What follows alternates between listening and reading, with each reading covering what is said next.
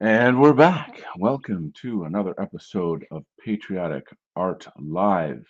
This is going to be MURROS Part 2. Last week we started some artwork and we were just so excited about the theme of it. And there's so much MURROS content to go over. I'm actually going to be doing some more shows with and about his speeches. Right now, just waiting for Paul PatriArt to be able to come online and join me.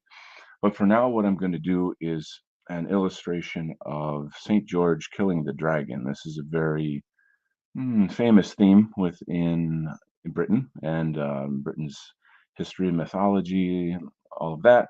And so I think it's an excellent theme for the speech that you're going to hear from MURROS. So let me turn on the speech and we will get the show on the road. Let me quickly say hello to Tristan and my channel. I'm so happy that you guys are here. Should not have any audio issues this time, so enjoy the show. And like I said, if Paul can jump on at some point, then I'll bring him on screen and we'll get back to our usual tomfoolery. So let's get started.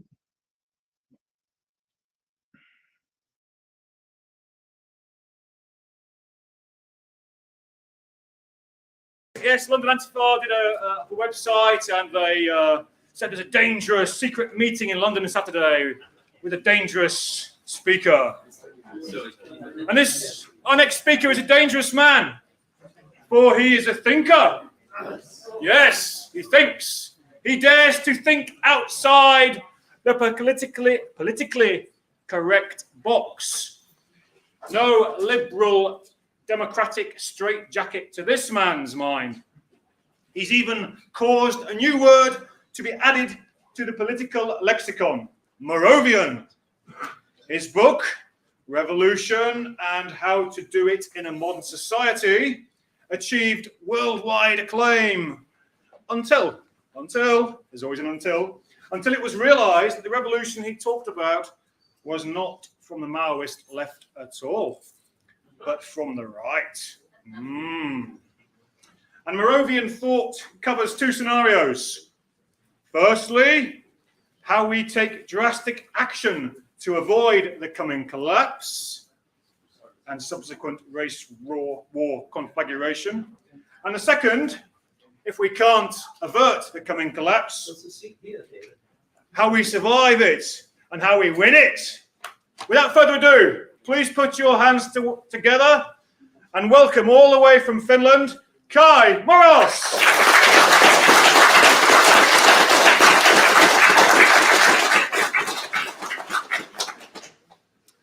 It has now become absolutely clear, without a shadow of doubt, this nation, this England will survive. England will survive, and so will Europe, and they will thrive in the future. Indeed, for a moment, we were tempted to think that all hope is lost, that there is nothing to be done anymore, and that our future will be awful. But there are still passionate hearts, bright minds, and strong arms left to carry on the struggle. This nation is not dead yet, far from it. The determination of the English people to survive will grow as it becomes painfully obvious what is waiting for them should they give up the fight. The illusions are crumbling, false hopes are being dashed, and the lies you've been told are quickly losing their charm. The age of self-deception is soon over. The English people have been cornered.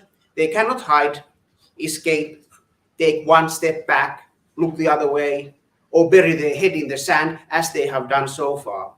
Your elite, on the other hand, doesn't even bother to hide anymore the fact that it is planning a total destruction of England. Your elite is confident that you have already lost your will to survive and that you are merely waiting for the final blow. But this is the moment when the game only begins.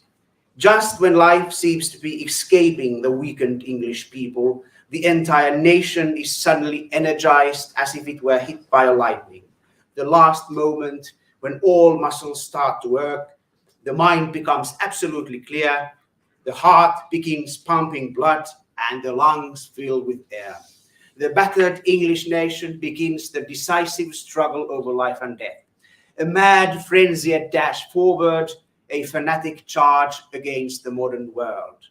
Those who have set out to destroy you, to murder your people, begin to panic as they realize that the tables are turning, as the intended victim of this heinous crime, already nicely sedated, suddenly bolts up and starts to fight back. In this struggle, the very best of your people will have to face the very worst of your people. Your strength, your secret weapon, your strategic advantage in this struggle is your uncompromising love for this land and its people.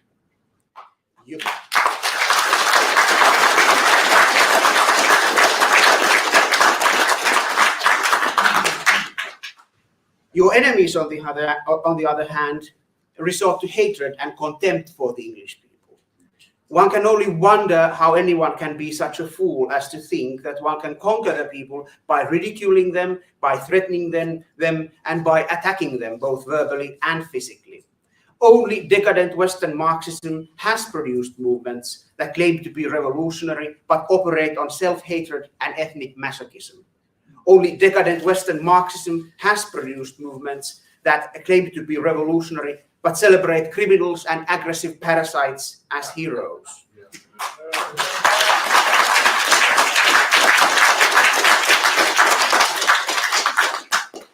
The radical leftists exist in a strange and sickening symbiosis with the system.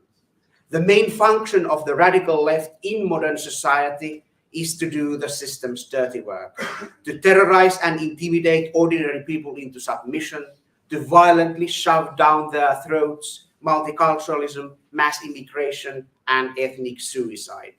The radical left is simply the ugly face of the great liberal consensus, which includes both left liberals and right liberals, all aiming at one thing and one thing only, the death of Europe. We can only assume that this strategy seems like a winning ticket in the perverted world of academia, but in the real world, this strategy is doomed to fail. But it may take a while before this becomes clear to the Marxist wannabe revolutionaries, because they are so well protected against the harsh realities of life by their allies and groupies in the universities, in the government, and in the press. It is actually quite ironic how well radical leftists are provided by the system, considering that, at least according to their own words, they are against the system. In the final analysis, it can be said that the modern radical left is nothing else but the spoiled brat of the welfare state.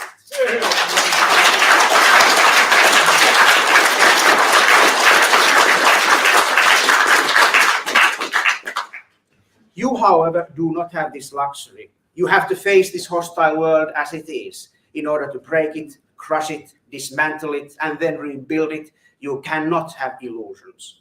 Your strength is that you love England and the English people as they are.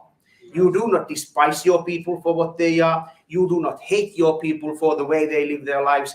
You do not attack your people for the things they cherish and hold dear. You do not try to forcefully change your people. You love the English people, warts and all. However, you have a tremendous task before you. You must make the English people love themselves, and you must find a way to make the English people understand that they are precious and that their lives matter.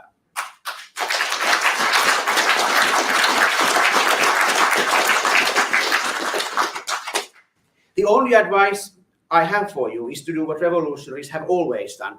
Go to the people, speak to the English workers, speak to the English farmers, and tell them that it is not their duty to sacrifice their lives and surrender their future only to satisfy the endless demands of the psychopathic capitalist class and its political minions in the Lib Lab Con Party.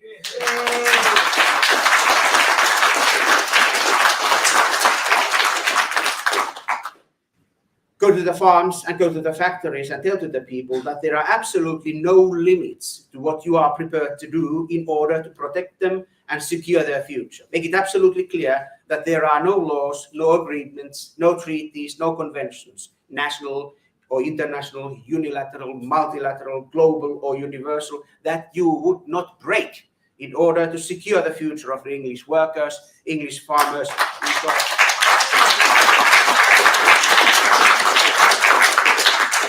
In short, to secure the future of the English people. But before you do this, you must first learn to question everything you've ever been taught about society, economy, government, politics, history, and what is right and what is wrong. You must learn to be suspicious of your teachers, and you must learn to unlearn. You must challenge every social theory that promotes the displacement of the English people in the face of mass immigration. You must discard all teachings of modern economics that state that the impoverishment of the English people is unavoidable and even necessary for a thriving economy. You must attack the popular scientific beliefs claiming that the English people should welcome becoming an unemployed underclass and an ethnic minority on their own soil.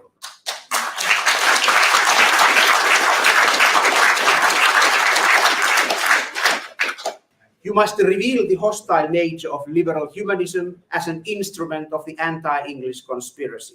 You must reject all paradigms that are harmful to the English people. You must unmask the intellectual fashions that indoctrinate the English people to hating themselves. You must expose every study that is written with an anti-English bias. You must tear apart all academic practices, scientific conventions, and intellectual prejudices, those invisible chains that imprison and stifle the spirit of your people. The emancipation of the English people cannot happen without a complete annihilation of the depraved and hostile academic system as it now exists. Once you have broken the evil spell of the degenerate academia, the English people will finally awake from their slumber. Your undying love for England and for the English people gives you the courage to break the stifling conventions and suffocating norms the modern liberal society imposes upon you. You must never let bourgeois jurisprudence tie your hands. Too much is at stake.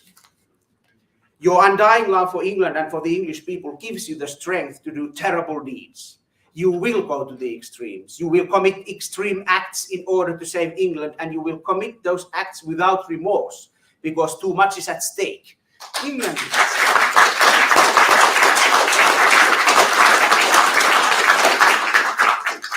Let me be clear on this. All the wars and violent conflicts England has faced so far will pale in comparison with what is coming. Soon history will be made again in this land.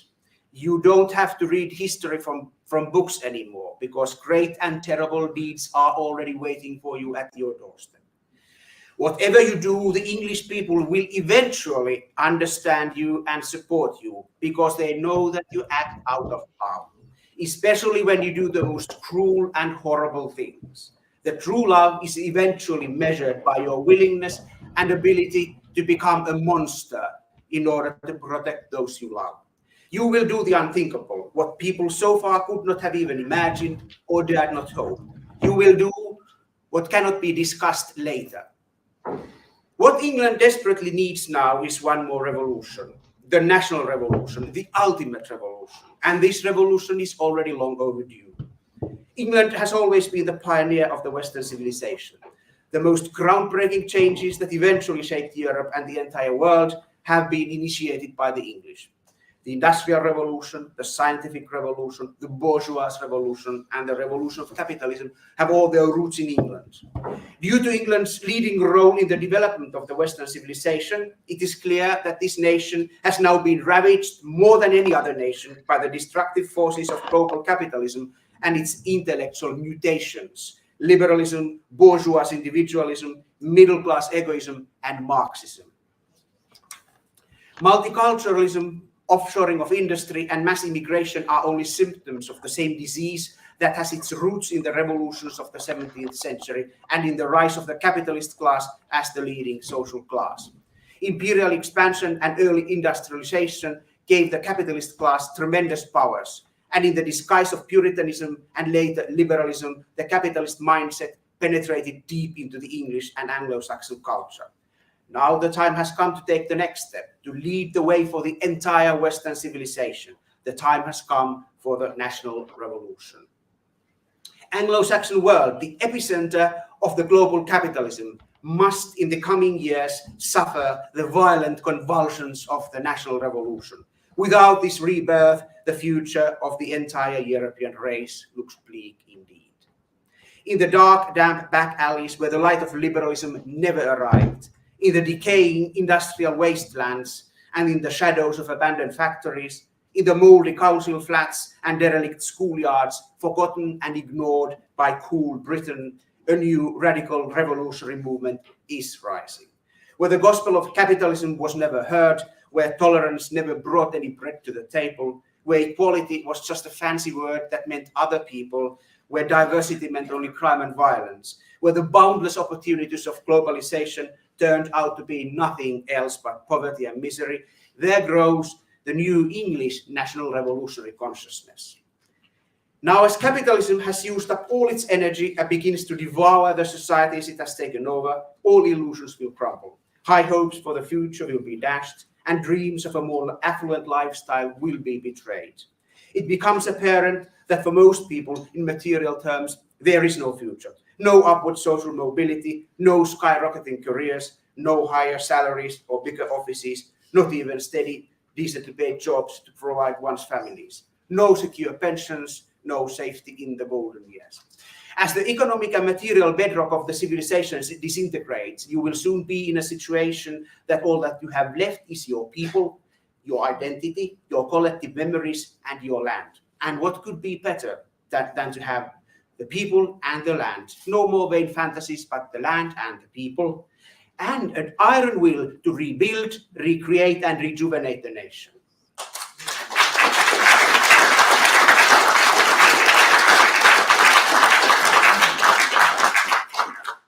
There will be no more bourgeois individualism or middle-class egoism in the future. The hard work which is required and the great obstacles that you have to overcome make it impossible that such remnants of the past could survive or would be tolerated in this country. Instead, the ancient Anglo-Saxon sense for national community will be restored as the model for the new English society. Indeed, your iron will and unyielding determination will make you move mountains, and nothing less is expected from you.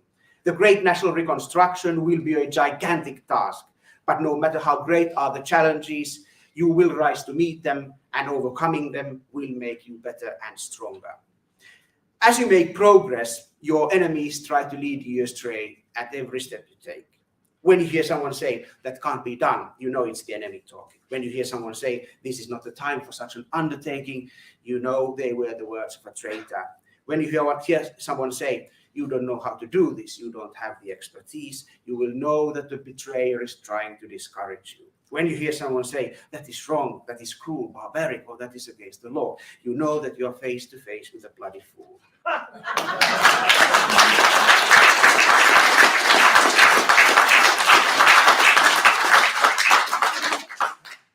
But indeed, the greatest question of our time is how to deal with the enemy within.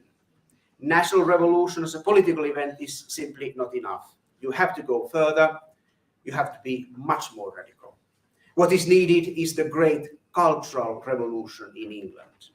Western societies are so deeply infiltrated by the enemies of the people that it is completely impossible to think any kind of fundamental and lasting political change without a complete purge of the cultural institutions. Your greatest enemies are the media and especially the universities, which seem to work as kind of incubators or hives for the most virulent enemies of our people.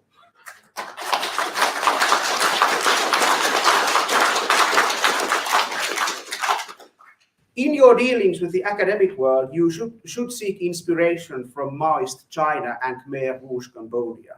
You must spearhead the popular reaction against academic elitism and systematically purge the universities once and for all. You simply cannot wait for the change to come from within the academic system, and therefore it must be brought from without.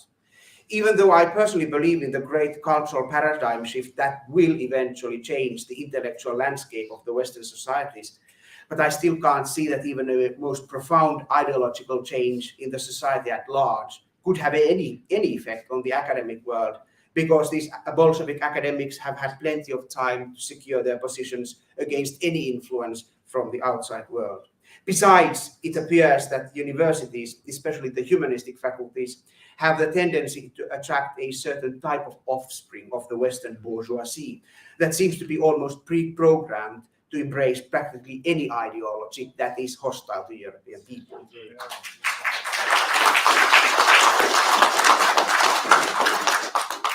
So the change must be brought from the outside, and it must be brought by force. For this historic task, an entirely new type of shock troops should be created, the nationalist Khmer Noir commandos. Raised from the ranks of the working class, clad in black hoodies, covering their faces with black and white checkered scarves, the young fanatics of the movement will storm the universities, break into classrooms, and tear the academics down from their podiums.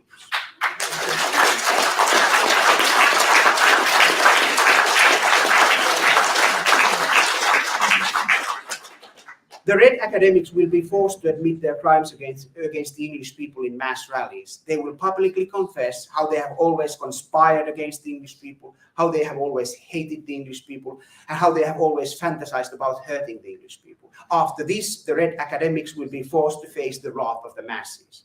The parasite intellectuals will be, at all times, forced to carry signs declaring their evil schemes against the English people. They will be forced to explain in detail the methods and techniques they used in deceiving you. You will make them describe again and again and again and again how they dreamt about England's death, how elated they were when they could see everything turning into ruins, and especially how they rejoiced seeing the desperation of the English people. After this, you will throw them to the raging masses.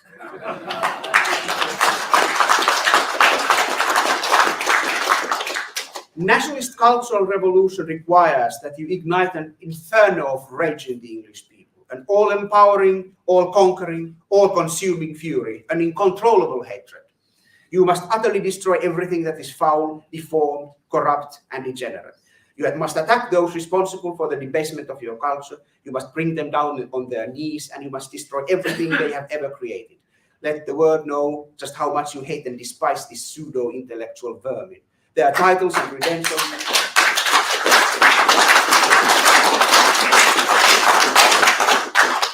Their titles and credentials, honors they have received, and chairs they hold do not impress you or deceive you. The English national working class will soon give a brutal lesson to these pinko bourgeois traitors. The English national working class will break the bones of the limp-wristed campus Marxists and wannabe revolutionaries. The English national working class will soon teach the red elitists what real revolution is all about. Only those who work have the right to decide the course of the nation. This is why it is high time that the English working class finally shakes the blood-sucking university scum off its back.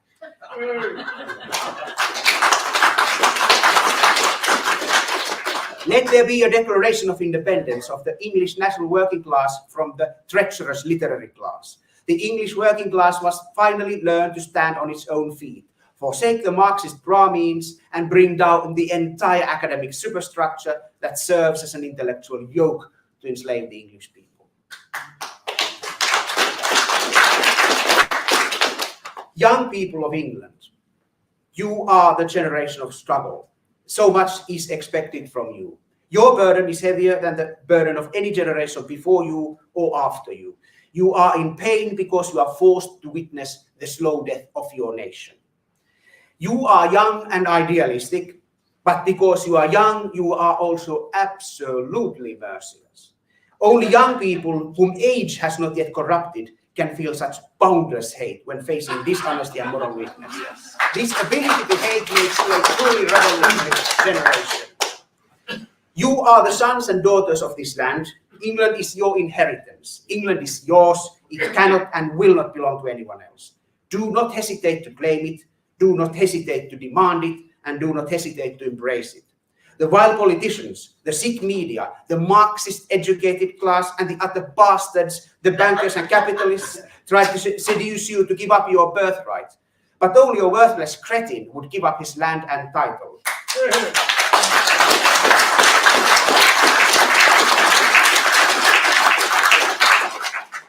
England is your legacy, and should you throw it away, you will become a homeless underclass, worthless peons, slaves, a traveling band of fools who gave away all that was rightfully theirs. Your children will curse you, and those who robbed you blind will laugh at you. Soon comes the St. Crispin's Day of your generation, the day when the fate of England will be decided in a bloody clash of arms. You are the prime of England. You are the very best this nation has ever produced. You are the salvation and future of England. You will impose your iron will on the land and the people, and you will resurrect a dying nation. The so-called intellectuals from the left are always busy trying to deconstruct the nation, trying to reduce the nation to its parts in order to explain it away. But this nation does exist. It refuses to die, and it refuses to vanish simply to make some Trotskyite Pharisees happy. This nation is a source of great happiness to its people. This nation is a cause of great pride to its people. We nationalists know that the nation is always much more than a mere sum of its parts. And it is exactly this strange, unexplainable, extraordinary dimension that is the metaphysical aspect of the nation. But indeed, a nation does need an elite. The elite must be infused with passion and devotion for the land and the people. The elite must be unflinching in its loyalty to the heritage and future of the nation. The elite must be the embodiment of the nation. If the elite doesn't reflect these qualities, the nation is doomed, because the elite then is only a gang of highly paid traitors. Tragically, today, the elite in this land mostly comprises of Trotskyites, either active, reformed, or closet Trotskyites, but nevertheless people who have once sworn to destroy the English nation. In short, England is now in the hands of traitors. In a way, we can say that the Cambridge Five never actually left this country. The Cambridge Five rule this country. It is clear that in order for England to survive, you have to become the new elite of this land. In order to achieve this, you have to be better than anyone else. You have to be organized, disciplined, hierarchical, calculating, conspiring, deceiving, violent, and unforgiving. You have to be a secret sect and a mass movement, an iron fist in a silk glove, brute force and the deepest intellect, all at the same time. You have to be populists and elitists and understand the balance. You have to spread across the society like a virus, intrude its every level, invade every institution, infiltrate every organization, penetrate the system's intellectual defenses, impregnate the public consciousness with revolutionary thoughts, and do all that while operating as one single collective being with one mind, one will, one goal. And more than this, in order to win, you must have the lust for power. You have to be obsessed with power, absolute power. And you have to declare it openly and without shame. Everything about you, everything you do, everything you say, everything you think has to be about power. How to get it, how to keep it, how to use it, and how to get it even more. You must taste that word, feel that word, the most beautiful word in the English language, power. Every day you have to reassert to yourself again and again that this is about power. And today you will do at least one thing that will take you closer to taking over England. You have to become the generation of power, absolute power, to save England. Tell everyone you know that you want to save England, and for that reason you are prepared to do anything, absolutely anything, to get the power in this land one day. Explain everyone you ever meet that you're a member in a movement that is destined to hold power over this land. Power with no restraints, total power, boundless power. It is said that power corrupts, and absolute power corrupts absolutely. But let us not kid ourselves here. Without power, you absolutely cannot change the world. Without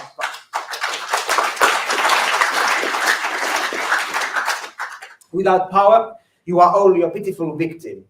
Indeed, it is better to be ruthless and powerful than virtuous and powerless. Only hermits and sages can do without power, but they will not save England. It is painfully clear that the kindness and hospitality of the English people has been abused by opportunistic intruders and invasive parasites. The trusting nature of the English people, their habit of trying to avoid conflicts and natural tendency for fair play, has made it possible for aggressive beggars and violent career criminals to take over a large part of this land and start extorting money and services from the people. The disciplined industriousness, honesty, and frugality of the English people is now a source of great wealth to foreign crime bosses and a multitude of habitual offenders and benefit spongers infiltrating this country every day. Mild temperament, good manners, the famous stiff upper lip, and unwillingness to draw attention to oneself have proven to be a great advantage for the hot-headed, aggressive, and hysterical aliens who are masters of threatening behavior, psychological violence, and who are used to getting their way through brazen audacity, tantrums of rage, and theatrical displays of anger.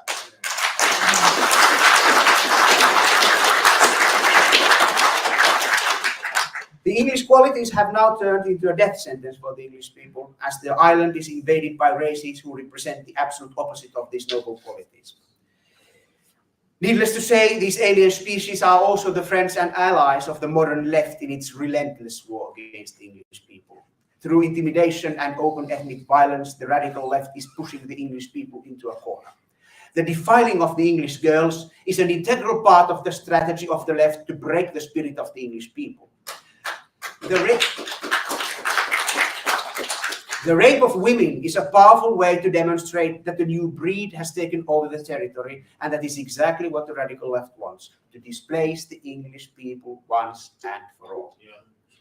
In the final analysis, sex-crazed Pakistani males are only the dumb, brutal, and willing tool in the hands of the radical left in a sickening campaign to exterminate the English people.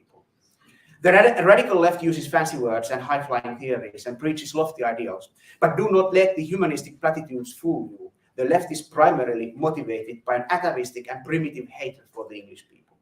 The leftists get intense, perverted thrill in seeing English girls as sex slaves of alien thugs.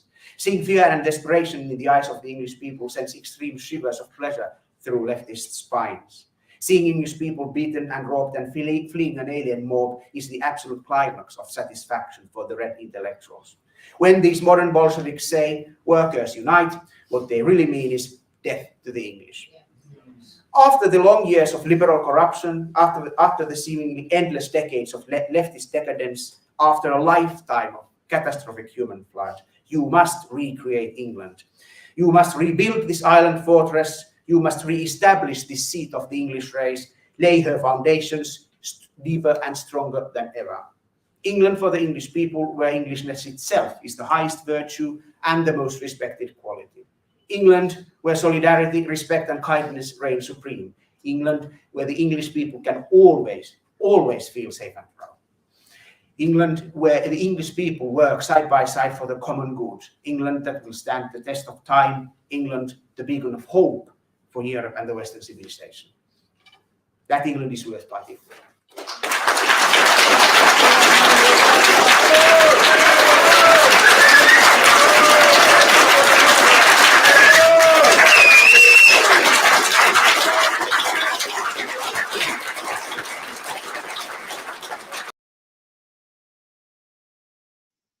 Wow.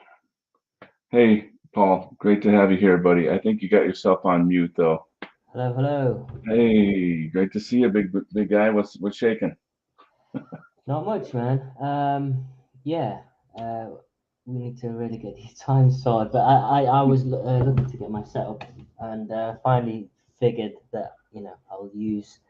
What I've had to do is I've got 3 monitors actually, and so I'm pointing the webcam at one of my monitors. I duplicated 2 of them. Well, I duplicated one to duplicate my main monitor that I work on. Okay. So this is the webcam's pointed at my laptop, and then on my third screen I am. So anyway, we figured it out and we're here. So excellent. Yeah, I'm so happy it's all worked out. What did you think of the speech? Yeah, it's powerful. I mean, it's one of those. I mean, it is a powerful speech, and it's one of those. It's kind of like, I mean, it's truly a revolutionary speech, isn't it? Actually, yeah, really, truly is. It's the kind of thing. Well,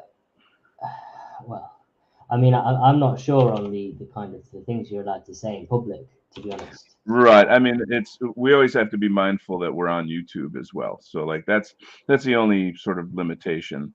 But like if you can, speak in code or however, whatever works, is fine. Well, I mean, what can I say? I mean, England is for the English people. Yeah, He's naturally. he's right about that, and Yeah. I think we do need some form of resurgence and Hmm. a nationalistic resurgence and return to old, and a reverse of the mass migration. That's for sure. Right. Um, I think with regards to violence and stuff, Yeah. I think I would never advocate for outright violence. Sure. Sure. But I think the way society is going is Mm. that violence is being forced upon us by our own governments. Yes. They are creating the conditions for Hmm. violence in the streets. They are creating the tensions Right. Right. of Right. tensions Right. between races, tensions between different cultural groups, Hmm. and Right. Right. these tensions are going to eventually. It's almost an inevitability that they're going Hmm. to spill over. That Yeah. coupled with lawlessness from not being able to afford on the poverty line. Hmm. There's so many factors that will Yeah. drive lawlessness and violence into the streets. Hmm. And I mean, yeah, so violence is seems inevitable, although I wouldn't advocate No, for it nor do we intentionally. desire it, right? I mean, it's not Right. something it's always the last choice that you're sort of faced with. But at the same time, our enemies have no, I mean, not only do they do violence upon us every day, they don't care about repercussions. They don't care about going to jail. Going to jail is not enough to stop them from doing what they do. You know what I mean? And so when you're dealing with a population like that, how you Yeah. see where I'm going? I mean, Yeah. how Yeah. do they treat each other? Well, they're going to treat us much worse than that. Yeah. Yeah. So it's a very tricky topic. I'm definitely with you on all of that. I absolutely do not and never would advocate violence. I'm also sort of realistic enough to say that you should and defend yourself to the greatest ability that you have, and that you know there's a very serious conflict at hand here. But I also think there's something interesting to say for like the nature of not only British people but sort of white people in general, which is that we're civilized. We don't want violence. We're not like that's not kind of I don't think that's sort of inborn in us. When we are violent, we're very violent. But Mm. as a people, I'm speaking like it's not our nature to just sort of take pleasure in hurting others or something like that. Whereas I feel that's very much a part of a lot of cultures. There's a kind of a sick, a real sick mentality. You look at the rape gangs in the UK, for example, perfect example. Recently in the United States, there was a white boy that was like basically kicked to death by a group of black teens in a high school. Wow. And this stuff happens all the time. Yeah. And Yeah. unfortunately, because like of course they have to film it because that's what it's all about. It's entertaining. They have to put it on the internet to show like look how cool we are. We're kicking the life out of a helpless white kid. And so now these particular black teenagers are in jail. Thank God. But it's a culture of cruelty that we're living in every day. And Yeah. Yeah. I No, I think get that. yeah, so I feel like at the very least, whites have to collectively recognize this and say this exists. This is a reality. And I mean, we do already in the sense of like, well, you're not gonna hang out in certain neighborhoods or you're not gonna, you know what I mean, like that kind of Yeah. thing. Yeah. We all know that certain neighborhoods are no-go zones for white people. And it's like, well, anytime I hear some kind of pushback from liberals about, oh, that's racist or something, I'm like, okay, why don't you go, why don't you live in the, the East Side or wherever that dangerous neighborhood is? Well, I'm economic, blah, blah, blah. And it's always the same lies that we tell ourselves. Yeah, And so, like, yeah, I mean, that's essentially what I'm about is race realism.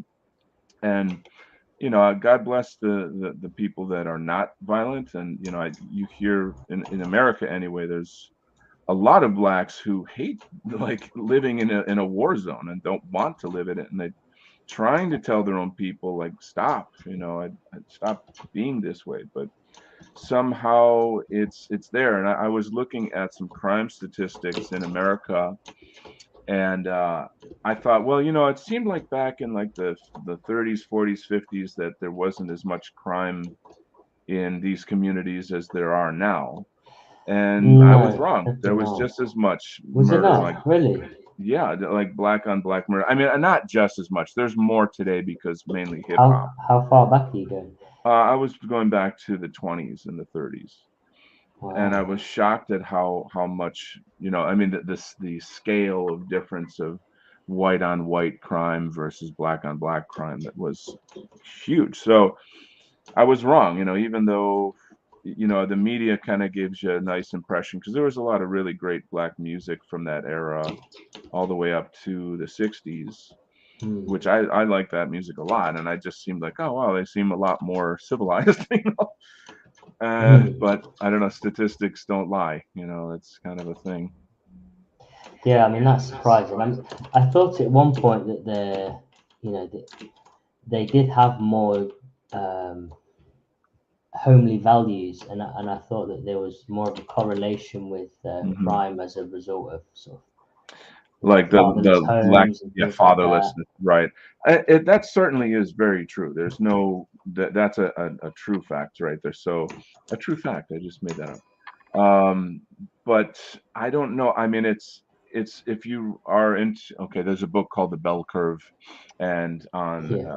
AMREN, American Renaissance conferences, there's a lot of people who did research into the DNA, and Okay. lower IQ is always correlated with violent crime and antisocial behavior. Yeah, yeah, yeah. So, That's and that's yeah, just not. I mean, I think from there we pretty much know the rest of the story. So, and I mean, it is racial, but it's not, in the sense of like, let's say Southeast Asians who maybe have a lower IQ might be more prone to violence and antisocial behavior. Whites who have low IQ could be more, or are more prone to violent antisocial behavior. So it's genetic in that regard. It's just that we know that, you know, certain races have lower IQs on par, yeah, on yeah. average, I should say. But I don't know. I just think what Kai is saying is what everybody is thinking. You know what I mean? Yeah. It's like these are the things that we they're waging war against us. They've been doing it for the longest time, and the longer we go without saying it and like being honest about it, the more success our enemies have. You see what I'm saying? Yeah. So it's an issue. I mean, we definitely need to collectivize. Yeah, That's yeah, for sure. yeah. Yeah, and it's just damn hard because Right. I think a lot of people tend to be quite demoralized at the moment. Right. And not sure how things are going, and kind of in a place where I guess they want us. But we have to keep pushing forward with things, Hmm. and build. I think community is the most important. Build community, um, and then when the time comes, you have people support systems.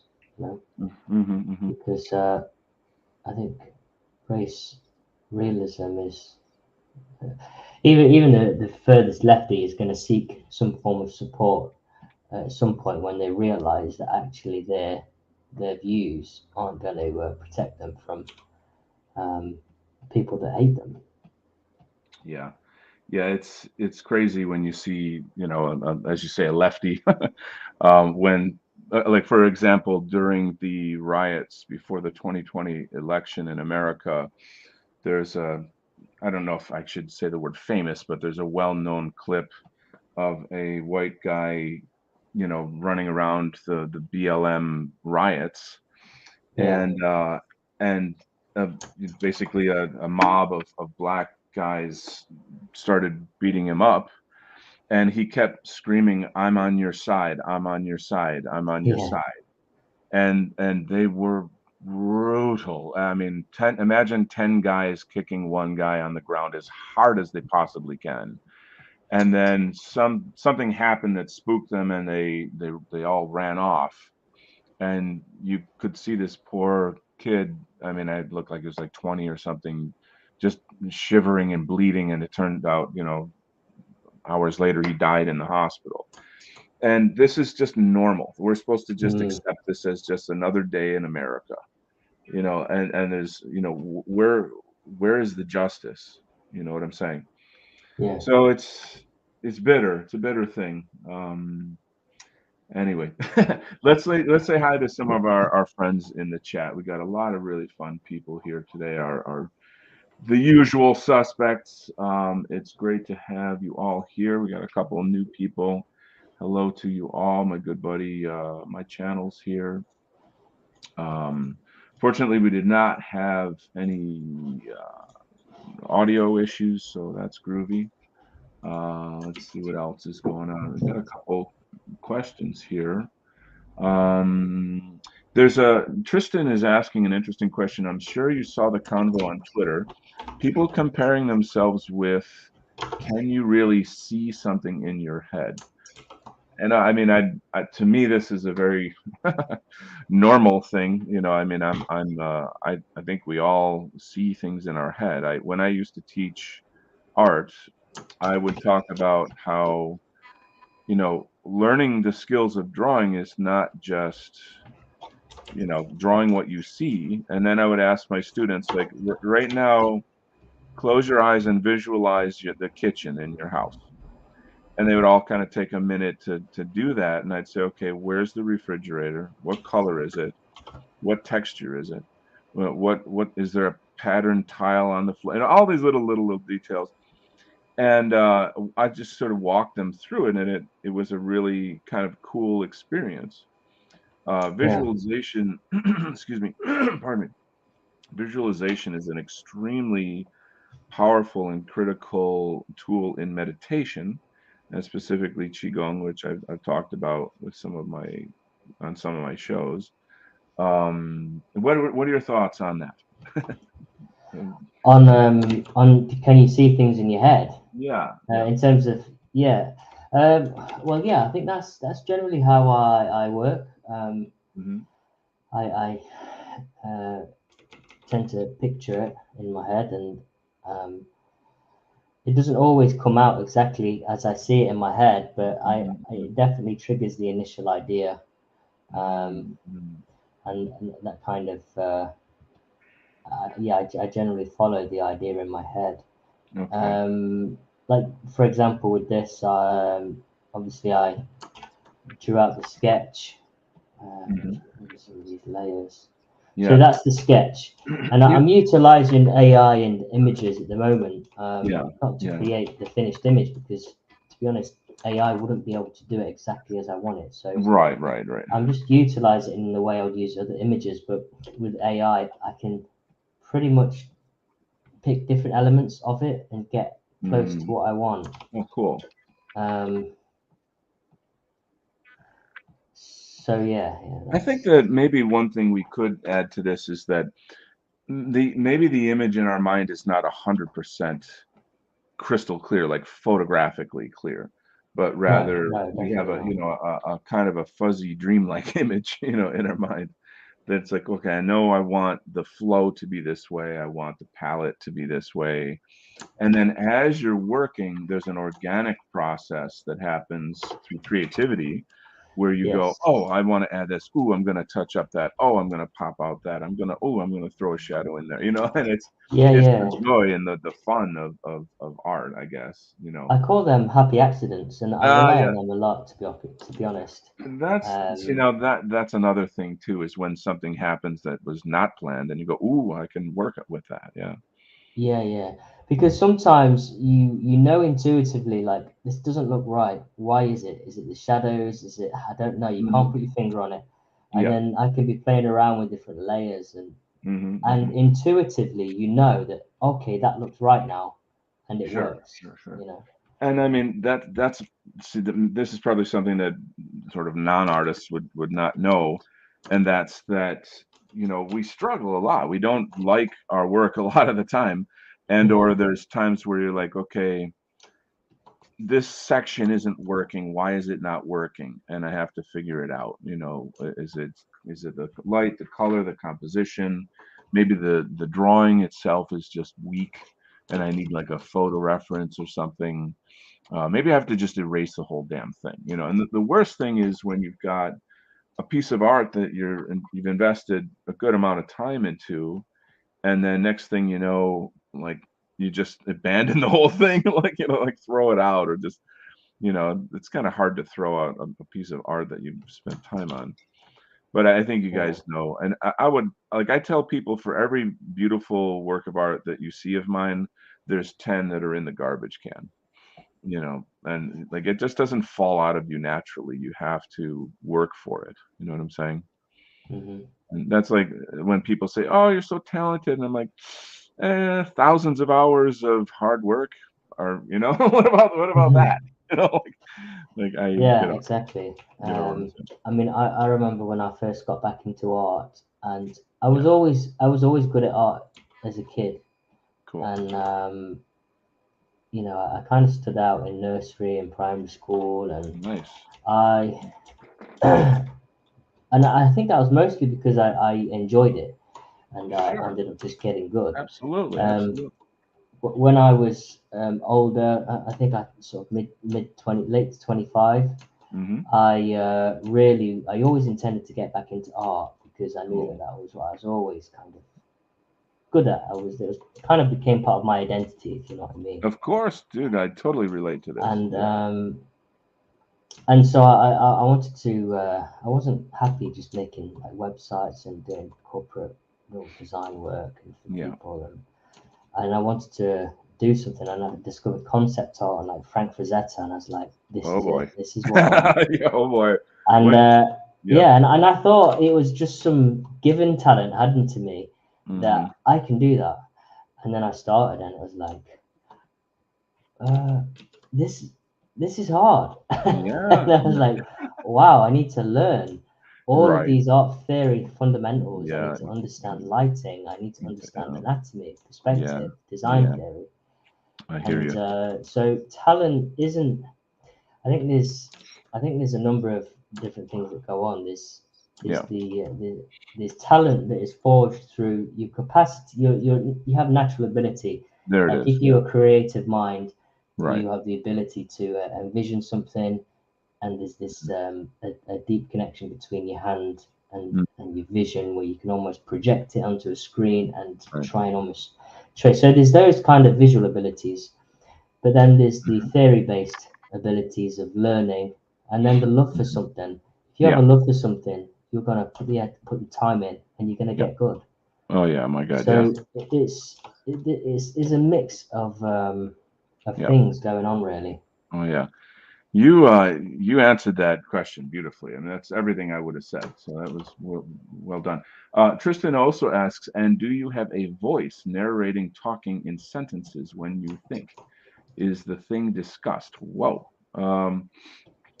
I Um, naturally, yeah. I mean, in fact, I would go so far as to say that like there's essentially two voices in in one's head. Maybe this is just me. And one is kind of your higher self, and one is your ego. And the higher self obviously is more attuned with just the, you know, the spirit, intuition, uh, some other forces that are deeper in your psyche and your soul even. So whereas there's a kind of a mechanical, it's sort of like when you dream, you know, and like all of this information comes flying at you, and you're sort of questioning, what is the meaning of this? Why is this happening? And then you're just reacting or responding to it. I think in our daily waking lives, there's some of that as well. And so, I mean, if you're trying to ask within the context of art, it's I don't know. I guess for me, there is questioning, especially when I'm say writing lyrics for a song, and I'm like asking, like, is this passe? Is this tacky? Is this beautiful? You know, is this art? You know what I'm saying? Am I Yeah. conveying the thing that I want to say properly? How are people going to react or respond to this? You know, you see what I'm trying to say? Yeah. Yeah. Well, For I don't know. sure. For me, like visual art is not so wordy. You know, it's visual. It has its own kind of nature to it. What are your thoughts on that, Paul? I think that's what you should do in order to maintain the integrity of the idea. Hmm. Um, I think that's definitely how you should approach things, and always be mindful of what it is you're trying to communicate. Okay. Um, that doesn't always go to plan for me. Sometimes I Yeah. just Yeah. go, go all out and try and just end up going in a direction. But Hmm. um, yeah, generally, I I kind of just discover as I go. I think like Yeah. now I have a vague idea. I know what I want it to look like, and Right. I think it's a subconscious process as well. So it's not always Yeah. Yeah. conscious. Right. Right. Yeah. Yeah, it's an interesting question. I think that's kind of a would make like a cool conversation or a show in itself. Mm. Um, I'm looking at some other comments here. My channel says it was a meme. I saw it briefly. How can you visualize an object? I mean, for me, it's strange that people are even asking this question. It just is a natural process for me. I thought everybody did that, you know. I find that just sort of, well, curious, you know. Let me move on here. It's good to have some of our friends. Scott's here. Welcome, Scott. We got Budgie Burger, one of the greatest names on the internet. He said the N-word, nation, shut him down. Yeah, ooh, yeah, the nation is nationalism, dirty word.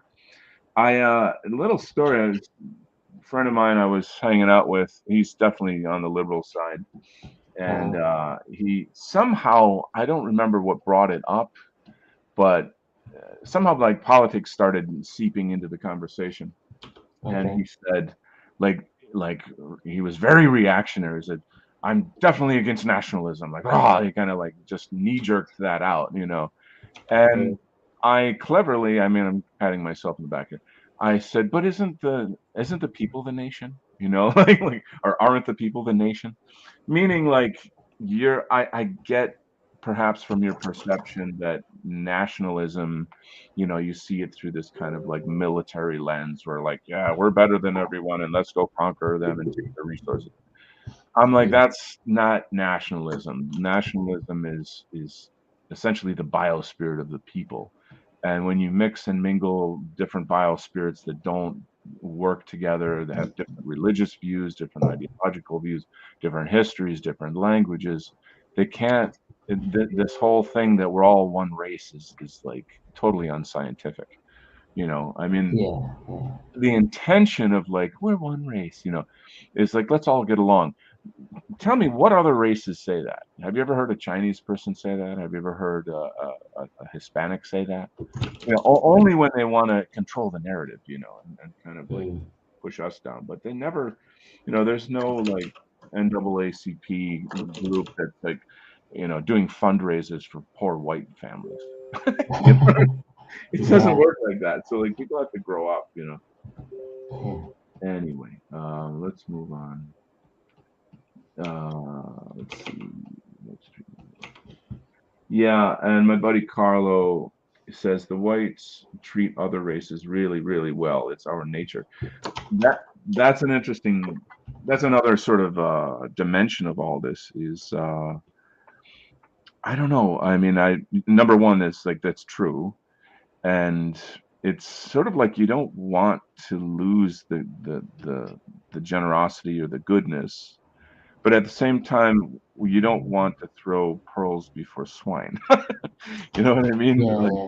Like Sure. if someone is abusing you, disrespects you repeatedly, and like why are we helping that? I think Yeah. Yeah. No, I agree. It's yeah. I think it's about time we really start helping ourselves, isn't it? yeah, 100%.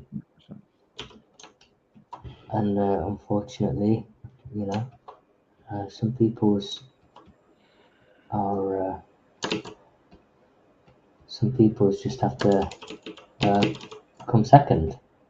Well, if tomorrow we cut off all the financial benefits to living in our countries, what would happen? You know what I'm saying? Would it be like, oh no, I'm an American. I'm gonna work for my, like I'm just like you. No, they'll go. You know what I'm saying? Hmm. I mean, why? Well, you know what I'm saying? So Yeah. yeah. Yes. Yes. So I am facing the challenge of when you make art and you're trying to make it and like not mess it up. There's a type of fear, I guess, that you have where one becomes timid in terms of like, well, okay, I need to start getting bold with the lights and the shadows here. But once you lay it down, you can't pick it back up. You know, Yeah. and like I think you got a different. That's the thing with digital art is hmm your maybe that's something I didn't explain earlier. Your process is so methodical, and you have to plan. Whereas me, doing digital art, uh, I can just correct things so easily. So I guess I don't have to have as much. There's not as much yeah, emphasis on me. yeah, Kind of getting it right the first time. yeah, sure. So yeah, I guess in some ways that's bad about digital art. You have to. Sometimes you can just zone out and Zone out, yeah. you know. Hey man, just zone out. Um, But yeah, I'm hearing you. I mean, I don't know that it's bad. I guess it's a type of an advantage of yeah, digital art. not bad, but like it's an advantage of one of the perks of traditional art. Yeah. So right now, what I'm looking to do is I'm gonna find that. You can help me think. There's the ancient ancestor. What decade is it from? Maybe the people in the chat can help us. The ancient ancestor is going to be kind of in spirit form in the skies, standing above them in a kind of grandfatherly type concern. hmm Uh, and which decade is he from? What are you referring to? Your artwork or Continuing, yeah. This piece that I'm doing now. okay. So I'm going to basically try and find a suitable image for the grandfather, the ancient ancestor that is that's come back to visit them and show them the past, present, and future. Hmm.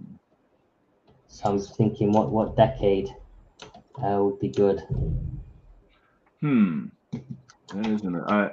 I guess I would probably go all the way back to say, pre-Christian times, and kind of dig right into the kind of indigenous soul of Really?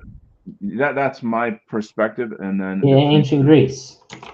Well, I mean, it depends on what your theme is. Are you focusing on, Rome I would or say England? Or, Britain. No. This is Britain. oh, yeah. Which is the glory days of Britain, really. Right. Oh, okay. All right. Well, then start there if that makes sense for you. Yeah, height of the British Empire, maybe. There you go.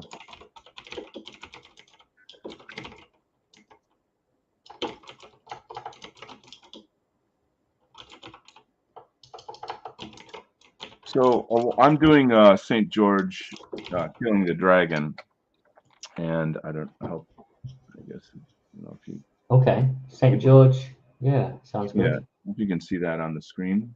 But Oh wow, awesome. yeah. Yeah, St. George's Day is it's not for a while, is it? Oh, I think it's not for a while. Yeah, but like I did some research on it a while back. And of course I don't like I couldn't tell you the whole story of it, but it's quite a great story. And I'm also kind of fascinated with this. Like in olden days, dragons were very common in the arts, and I'm really curious, like why, like where did that come from, and why, you know, why do we not have? I don't know. I mean, I of course think of it as mythological, but What dragons? yeah, there's a side of me that's like, well, I wonder if there were sort of like dinosaurs of some kind that maybe, people thought were dragons that still existed in old days. I mean, you had the Komodo dragon. I mean, Okay. picture a Komodo dragon with wings. I'm sure that Apparently, easily existed. yeah. Yeah, I guess I'm the guy that loves conspiracy theories. yeah, I think we all like a bit of that. Yeah, it's fun. Um, but anyway, what do we got here? Budgie Burger says Kate Bush has a song called "Architect's Dream." The mistake there is my favorite bit. Great line. So we're jumping around. If you guys have any questions or comments, what did you guys think of the Kai Moros speech? Were there any points in there that really struck you, or things that you think would make for good conversation? So while you're thinking about that, um, I'm actually there's a Kai Moros speech on hate, and I know it's like, oh, that's let's be nice, don't talk about things like that. But it's a very a friend of mine came up with some thoughts on this topic last night. We were talking, um, and what he was saying is that this kind of push for like hatred has no place here and all this kind of it's essentially an aspect of critical race theory. It's an aspect of CRT. It's an aspect of diversity, equity, inclusion. It's the leftists that are always saying, "Oh, we must stop hate. We must stop hate." Like, when did that start? That was never something that politicians would say in their speeches, and Hmm. it's part and parcel with the whole leftist anti-white agenda.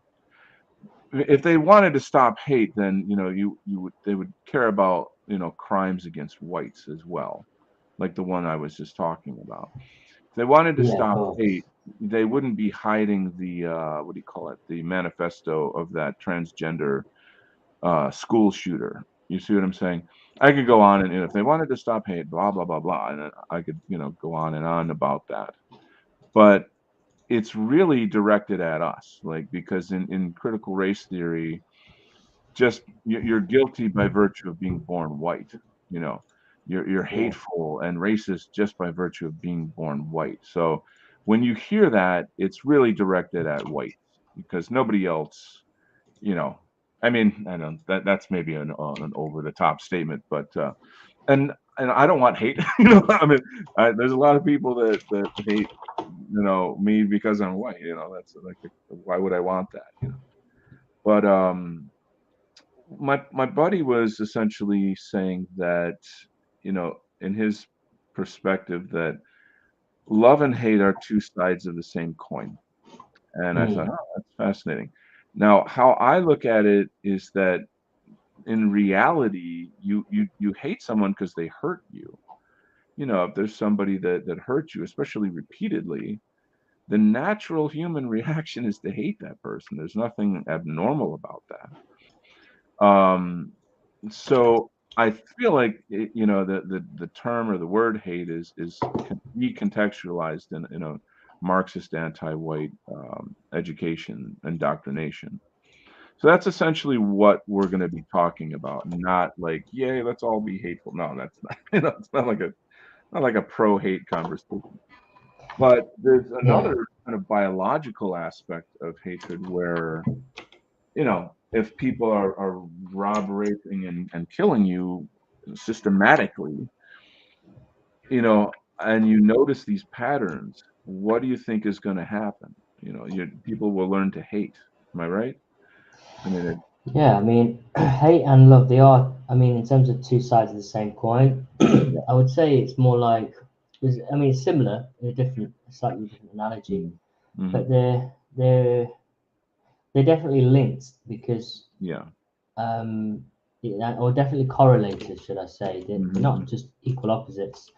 Yeah. They're connected in the sense that if you love something, then anything which opposes that thing that you love, Yeah. you are going to grow hatred for it.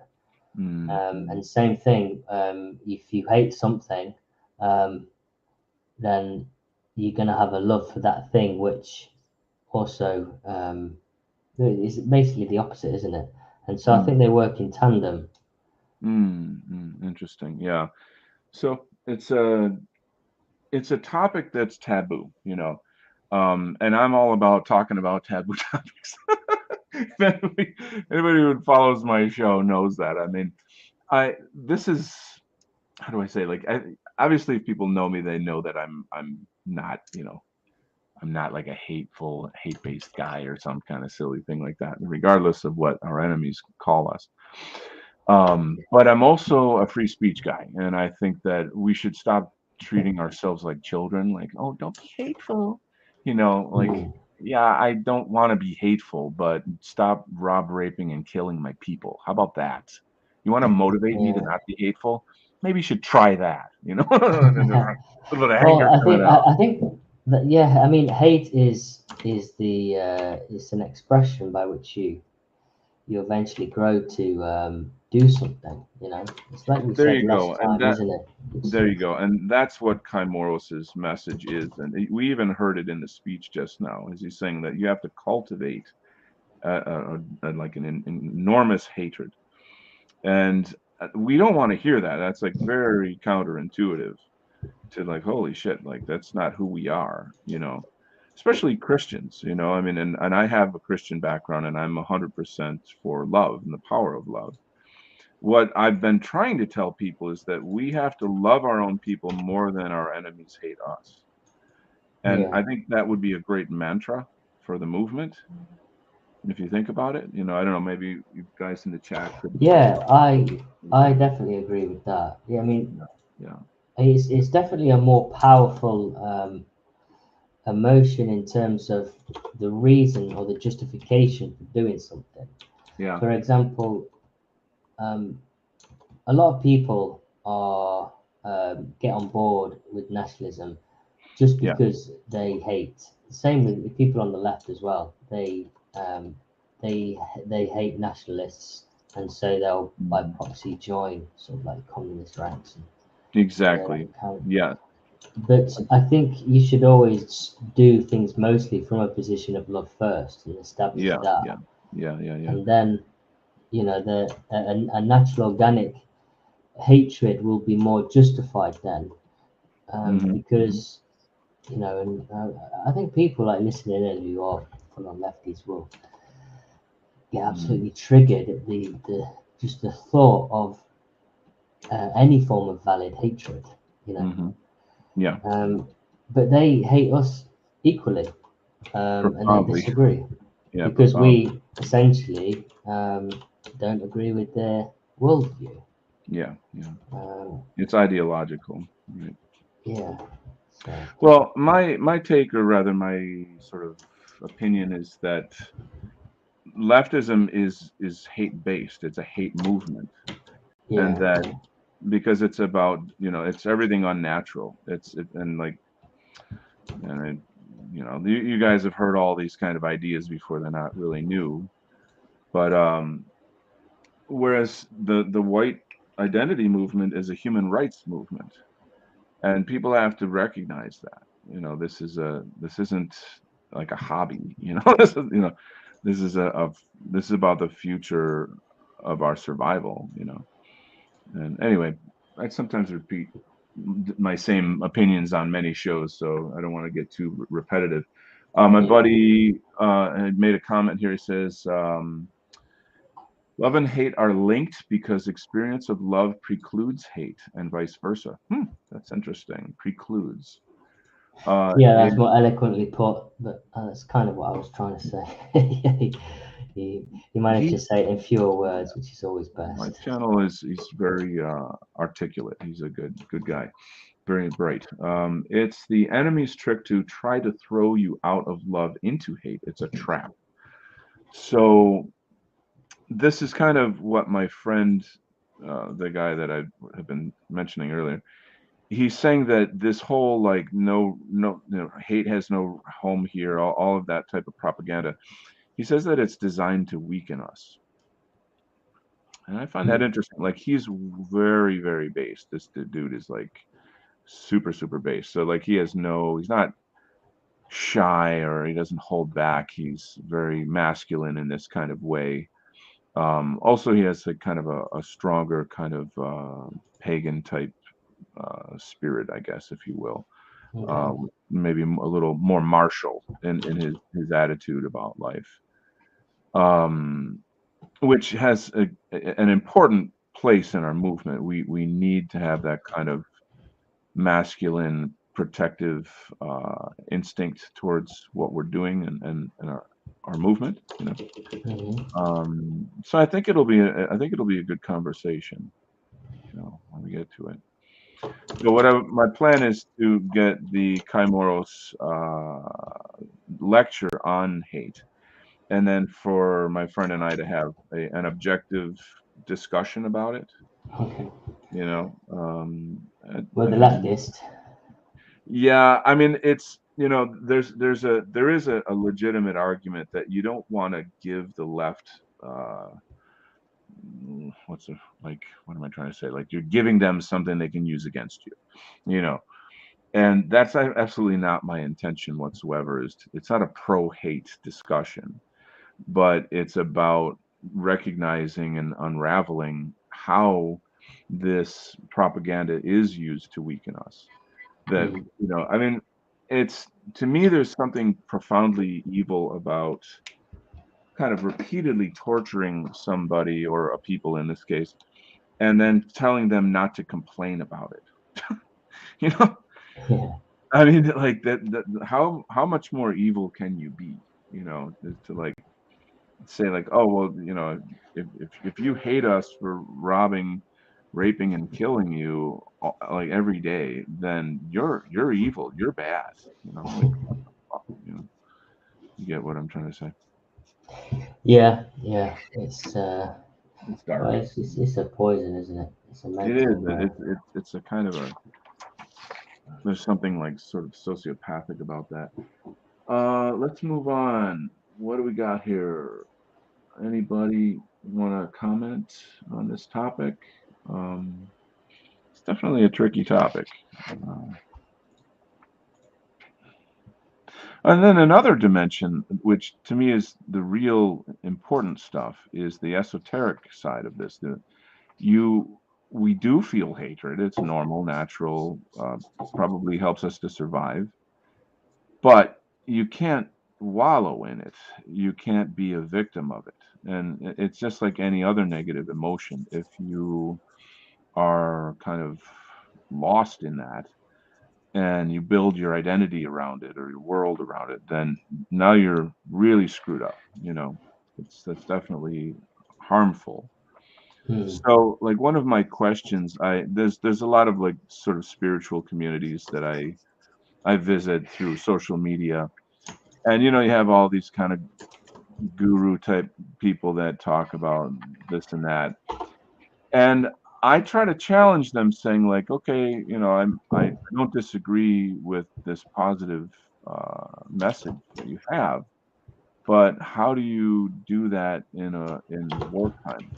How do you stay loving and enlightened in wartime? You know, Nobody's given me a good answer about that quite yet. One of there's a woman I follow. She goes by the name Teal Swan, and she's definitely someone who has some very, very advanced spiritual mm, gifts. I don't know what to call it. She's pretty amazing. But anyway, her answer to that was like, get a gun. And I was like, I'm like, that's my girl right there. Like, this is what I'm saying. Like, it's not, like meditation is not going to stop bullets. You know what I'm saying? Like, granted, you don't want to be where the bullets are, but it's a conundrum. You know what I'm saying? It's a really difficult spiritual question. Is how do you walk in the fire but yet not get burned? And that's where I'm at. Like, that to me is kind of the whole deal. How can I be a warrior for the white positive movement and not be consumed by anger, hatred, toxicity? It's a very important question for all of us. So, Yeah. and I've come to my own conclusions on that. I'm able to navigate the sewer of social media, Okay. and what it is, and I think that for maybe this is useful to somebody, is if you study the Stoics. Stoicism is a Western philosophy, and why I'm like, how do I say? Let me try to get to the point here. The answer is essentially to observe your emotions objectively and sort of from a distance, and to recognize. Remember how earlier I was saying like there's sort of two voices in your head. One is your higher self, and one is your ego. Hmm. And the ego is the one that's going to get angry and hateful, and the one that gets you in trouble.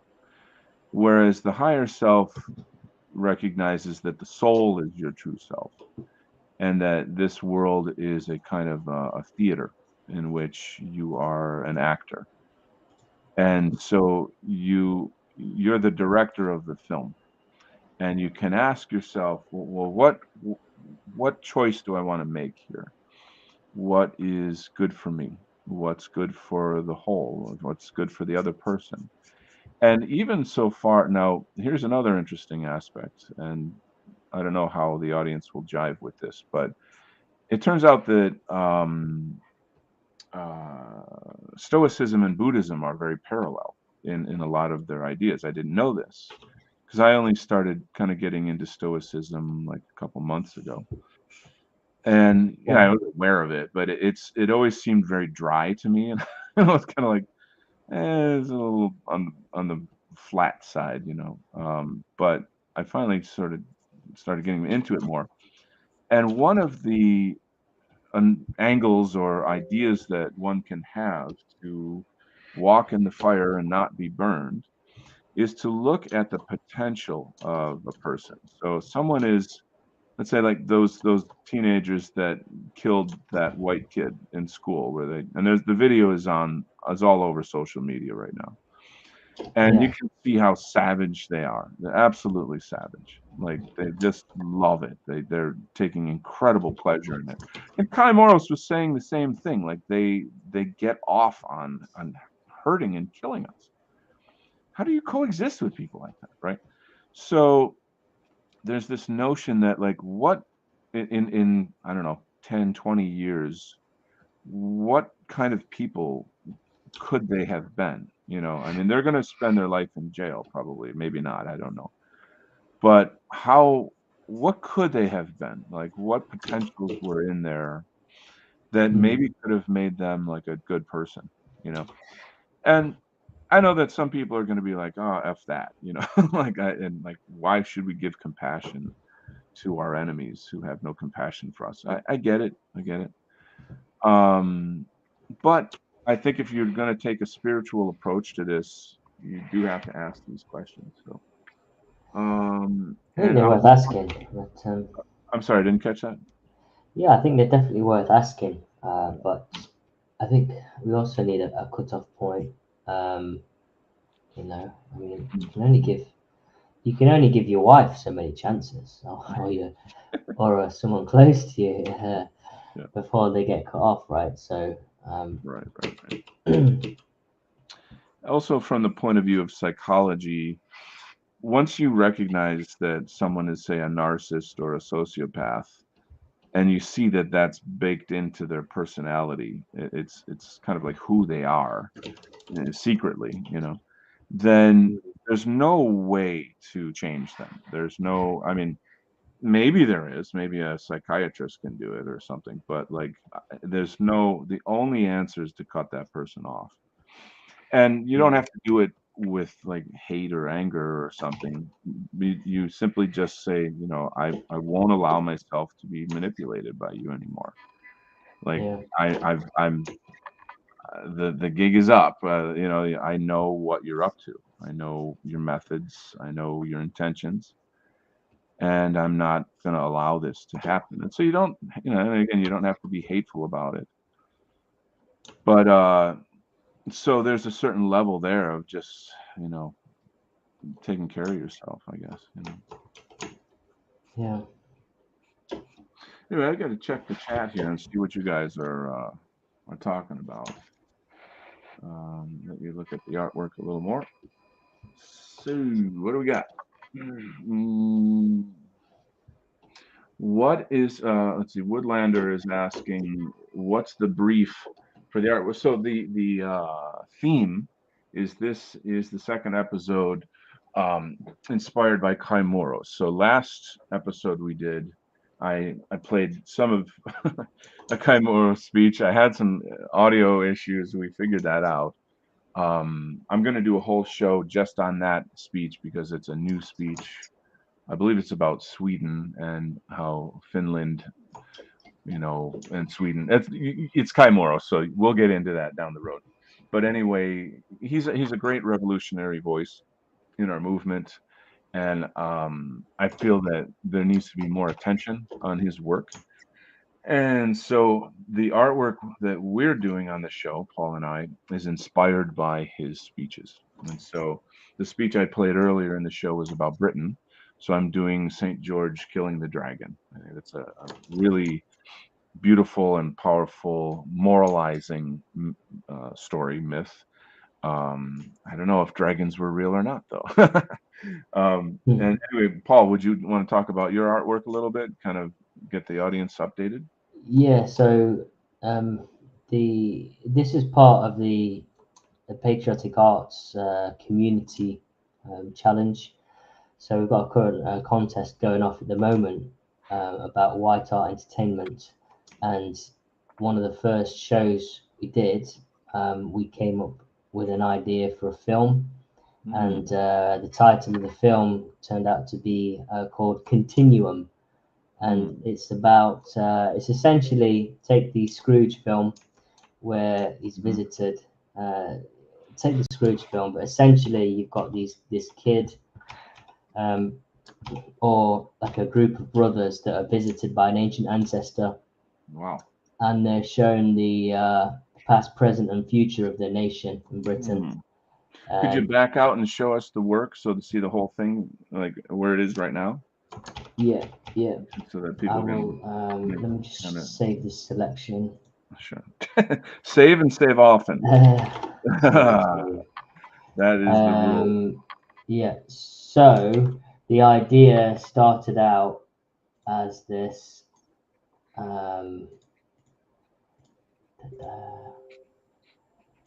Right. So the idea started out as kid in the middle, it was the same kid, and he's looking to the left and right at the past and the present, and at the sort of around there's going to be visions of the peak Britain with the, you know, in its prime, with the homogeneous and safe and just the glory days. Then you've got the present, which is kind of like here, not there, kind of on and off. Mm-hmm. Some troubles, but still, well, today, present day, and then future, which is kind of a place where he doesn't want the nation to go. He realizes, and up here it was going to be an angel, but I kind of just thought that an ancestor would be better, more fitting. Okay. And so here we are with these guys. Where's he gone? I love the text effect that you have there. It's like a DNA strand almost. Yeah, definitely needed That's to get beautiful. that in. Thanks. Where is he? So let's move on with the comments. Hold on. I'm working the laptop in one hand and doing a drawing on the other hand. Oh, look who's here. Luke, we were just talking about you. Yes. Yes. No, we weren't saying anything mean. Anyway, I was telling them about the show concept on hate and having an adult conversation about it, about your thoughts on how just essentially the Marxist dialectic of how the, you know, anti-hate movement or hate has no home here is essentially designed to silence whites, and how we're going to get into that. I'll be playing the Kai Moros speech on hate, and then you and I will have a nice objective discussion about it. We just had I just kind of went on a little not a tirade, but like I just talked about that for a bit. So that's exciting. It's going to be great to have Imminent Rain on. By the way, if you guys can click on his little avatar there and go to his channel on YouTube, his music is off the charts, crazy good. So this dude is like insanely talented, and he's a true hero in our movement. So please give him more attention. So let's go back to some of the comments. Scott says, our people must be loved. There is no other way. We must love our people, even if there's no they. I'm not. Oh, yeah, I get your point. So here, you're really hitting on a key point here, is that the media that we live in, the media culture, the arts, movies, education is totally anti-white. And so people growing up in this and being constantly bombarded with it, they learn to hate themselves in a very subtle, subconscious way. Some people, more obviously leftists, are very conscious about it. Like they're, you know, I don't want to have to go there.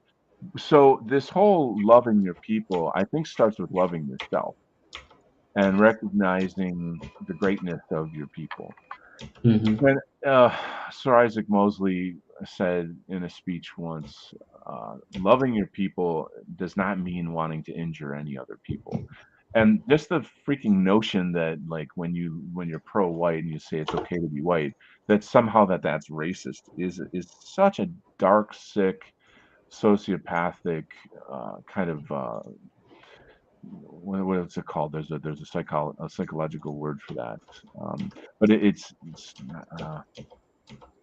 shit. The word is slipping my mind right now, but it's where you make someone feel guilty but they're not guilty. What's that called? There's a word for that. I know you guys know the word. Gaslighting. Guilt trip. Gaslighting, I would say. Okay. It's a form of psychological manipulation that narcissists and sociopaths use. And that goes right back to Kai Moros' speech on this show earlier, talking about that's what leftists are, is that they are people with psychological disorders. And other leftists that are kind of like the milk toast leftists are just people who are conforming to that group. That's their cultural group. They want to be, hippies or, hipsters or this or that, and they go along with that weird antisocial behavior. Very low IQ. Anyway, moving on. What do we got here? Okay, so yeah, we actually were talking about doing the show tonight because we were so excited, but we're like, no, slow down. Let's do it next week. So I would say next week, Tuesday evening. We also have like a time difference thing. It'll be maybe 9 o'clock-ish is what we're looking at. So we're gonna have a discussion about hate with imminent rain. Moving on. Who is here? Cascadia Patriot. That's my man right there. Been a long time since I've made it here live. Good to see Woodlander, Don, Luke, others. Kai Moros is an extraordinary man of our people, 100,000%. I love your name too. Like I have a whole love for the Northeast and the kind of the Patriot movement up there. It's really awesome. Handsome Horse is here. Get out of town. Oh my God, it's great to see you, my good friend, my dear old friend. It's so good to have you here. Let's see. Cascadia Patriot. Cascadia Patriot says Patriot art has some powerful and striking art that inspires many. Yes. And so in the show notes, you can see a link to his site and my site.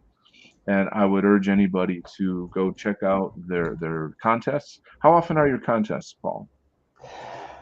Well, we do them sort of seasonal now. So Okay. the next one is up until March, and so yeah, we're just encouraging people to, if there's you can submit anything. You could submit a poem, a script, a storyboard, a drawing, but just try and tell a bit of a story.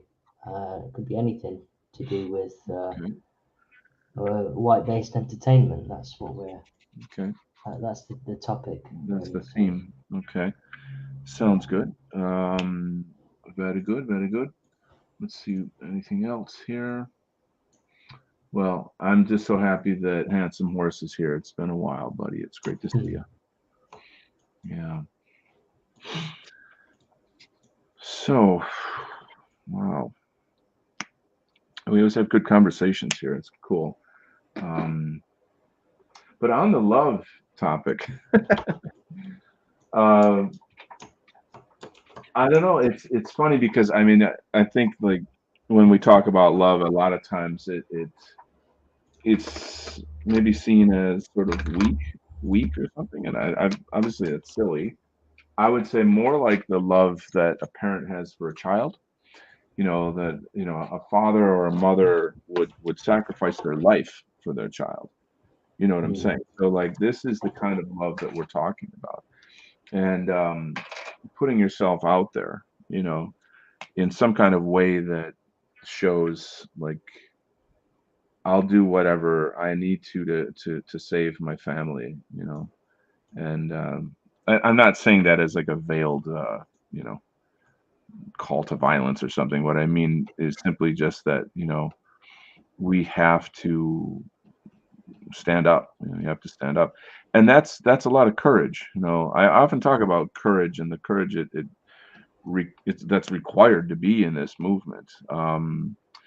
You're going to have friends and family that won't understand, that'll criticize you, that'll think you're weird, and these are the conformists of the world.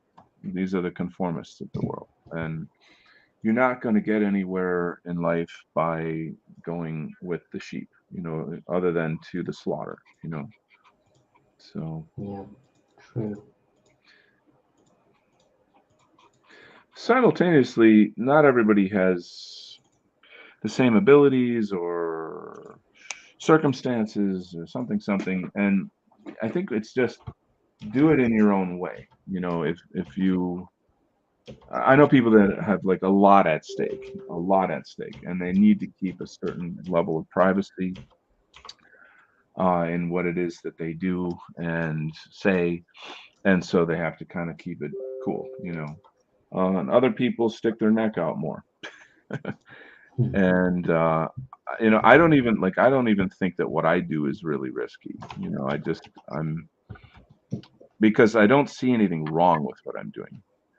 I'm not, you know, who am I hurting?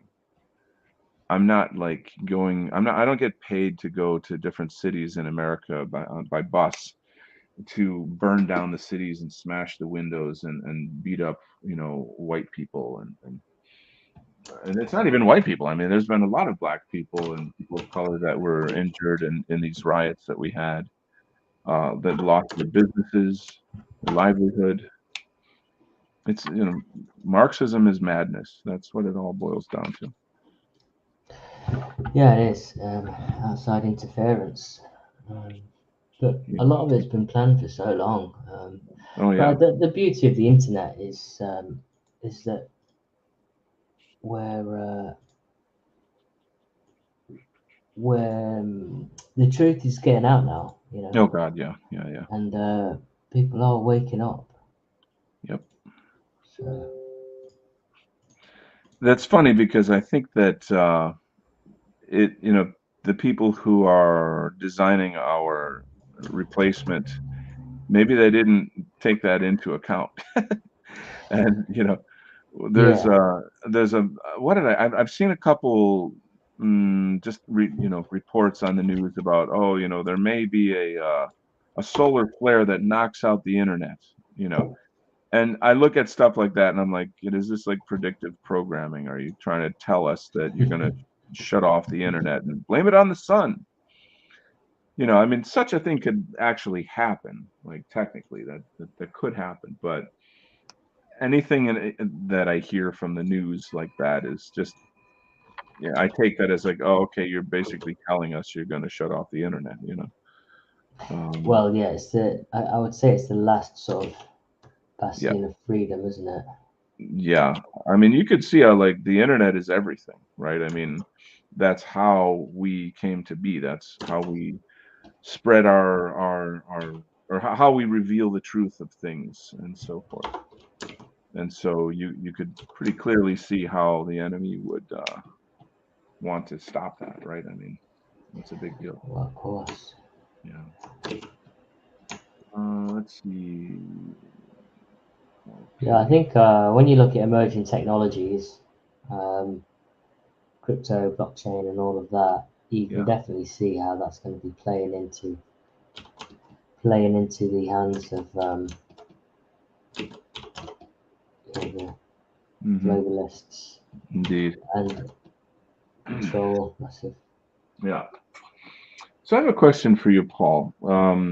Yeah. The current British flag, you know, we all know it, you know, the red, white, and blue, and the cross, etc. What was the flag before that? It's just white with like a red cross in it. Um, Is there a well, that's name for that? England. England. England. There still is the English flag. Okay. Um, Britain is basically yeah. Britain is essentially an I amalgamation of understand. flag. Right. It's more of Scotland, a Northern Ireland, I understand. yeah. It's more of a concept. It's like Europe, isn't it? Right. So my understanding is that I've seen news about that early English flag as being racist. You know, like of course the you know Really? the Packies and these kind of people, they say, oh, I feel threatened when I What see with that the flag. Red Cross? Yeah, the Red Cross, of course. Well, they might be. It's a powerful flag that's Hmm. spanned the globe, and we've held it high. Its association with the Templars and Crusaders, and Hmm. so yeah, it's a lot of power to that flag. Um, but hey, it's our culture. Well, that's what I'm saying is that it I believe that it represents the native population of England, you know, the indigenous English. You know what I'm saying? Hmm. Yeah, So that's why I'm putting it in this artwork. cool. Yeah, yeah.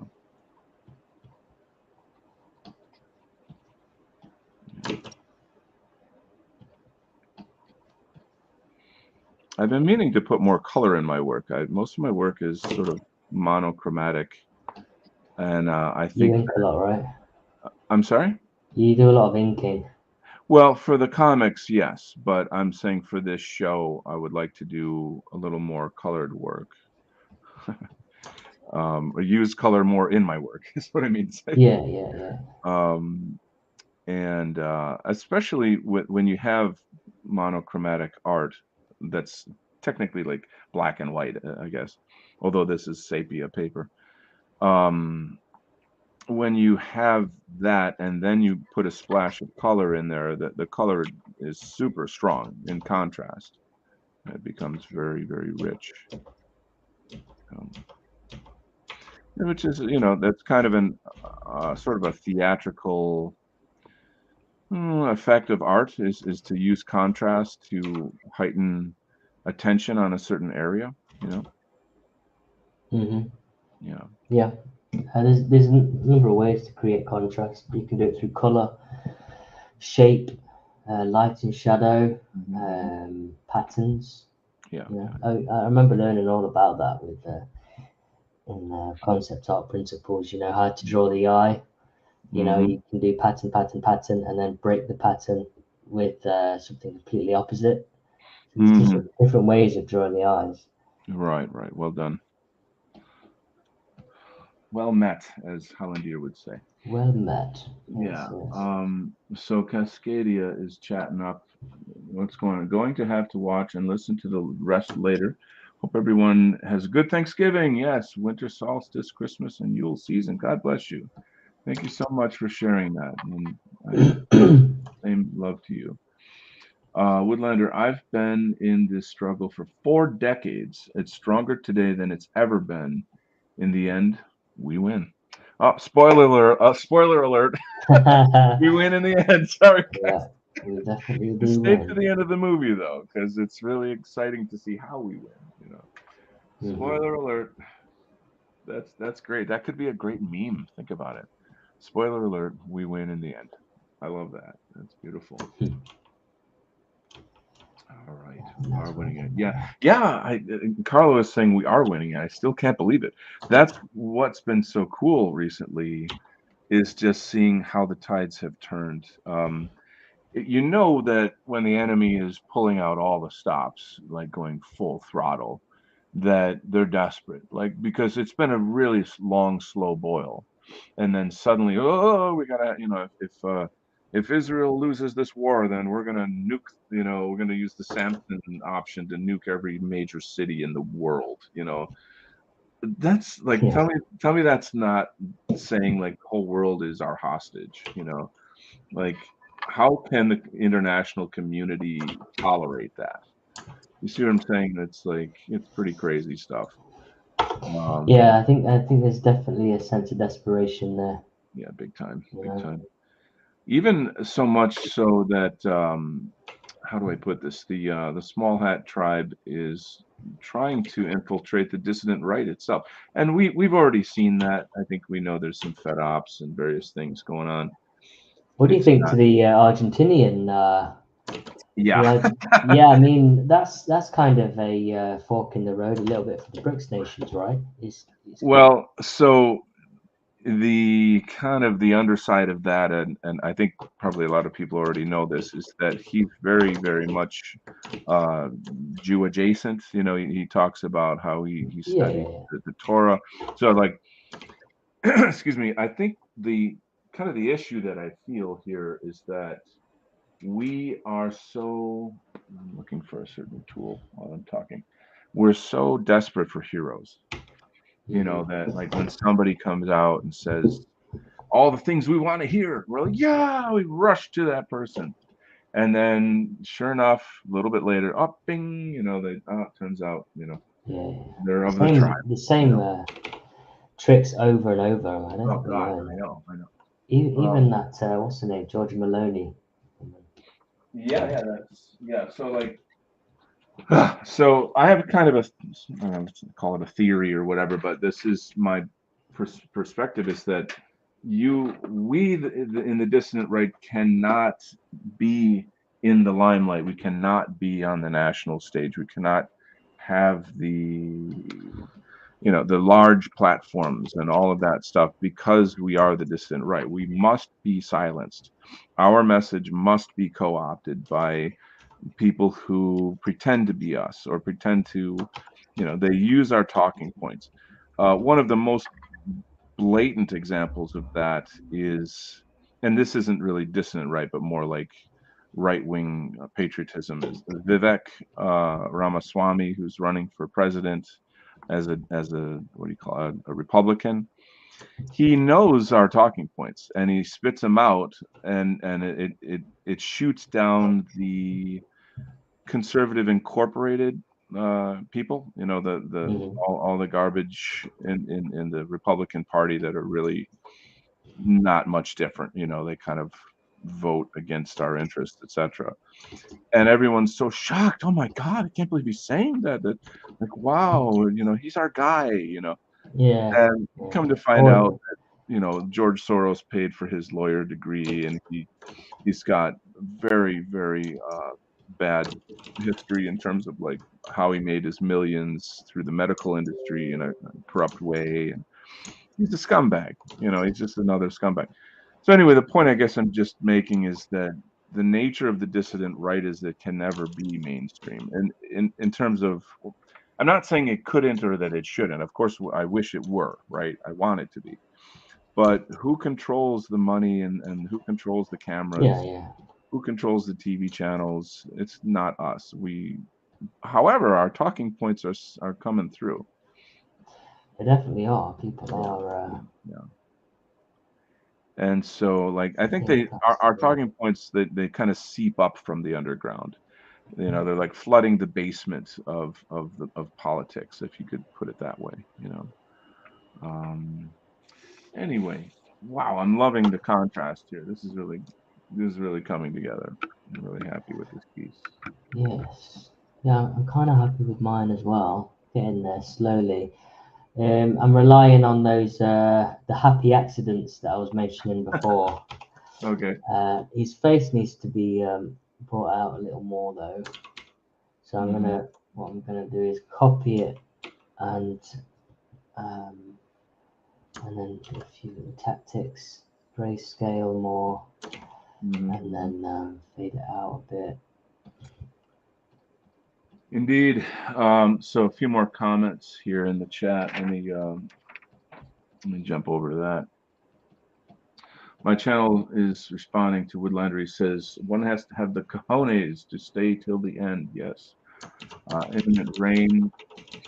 I hail you so hard, bro. Thanks for being patient with those of us who took so long to find the truth. 4 decades is a long time. Yeah, that's this big respect for you, sir. Pleased to say, I think we will see the end. Beautiful. That's a beautiful sentiment.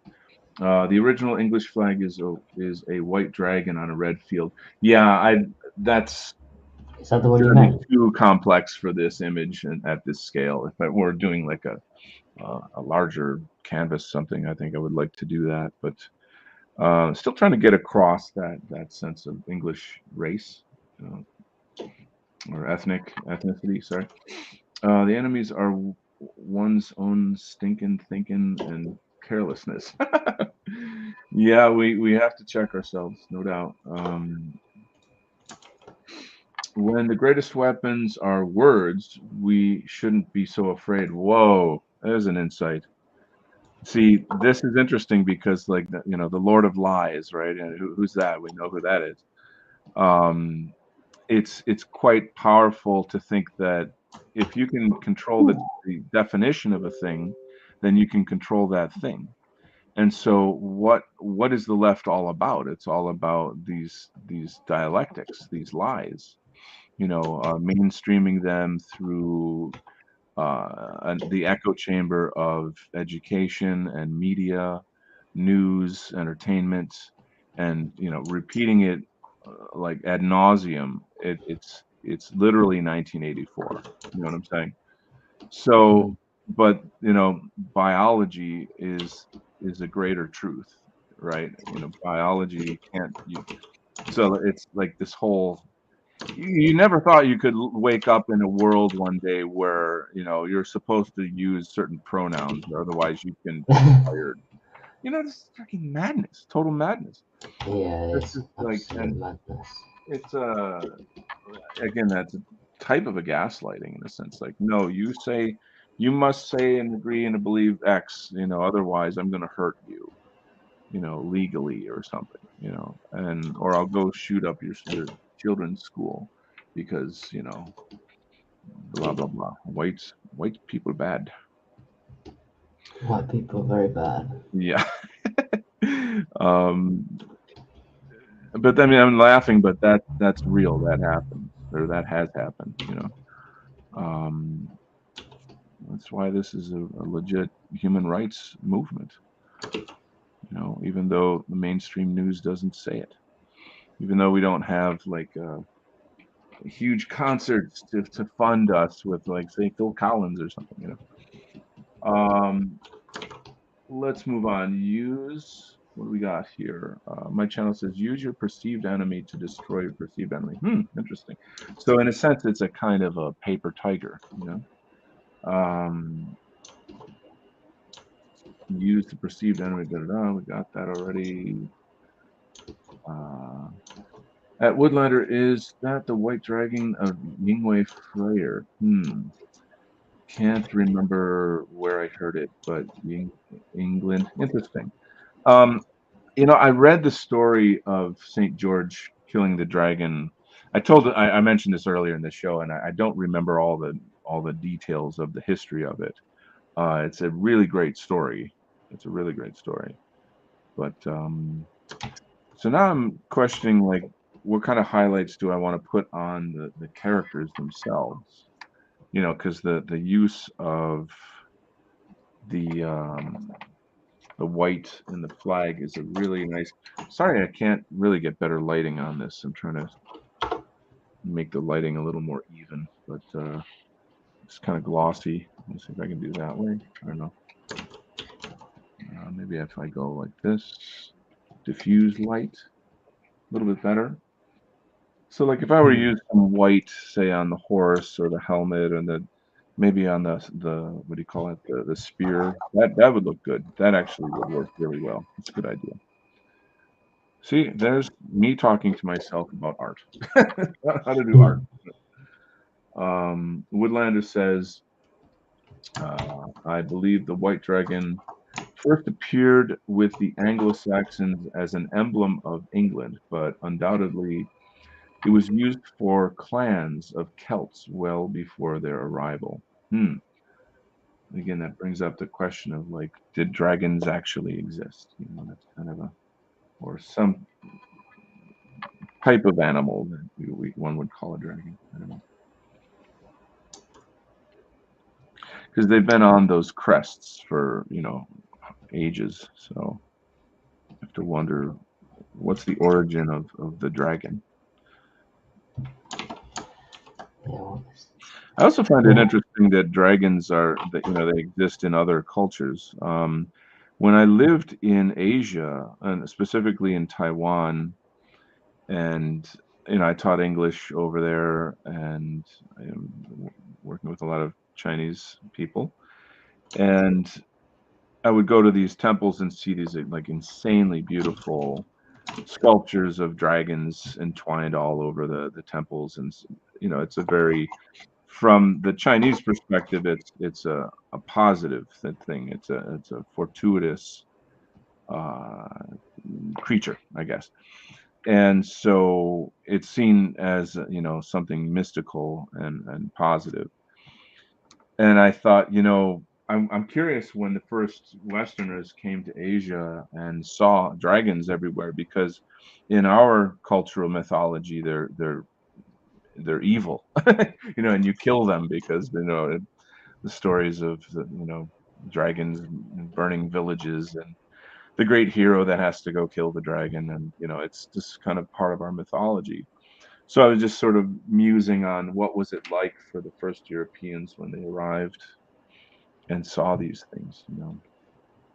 I think the dragon is linked to sort of the serpent, isn't it, as well? I think the Christian Right. I could see. symbolism.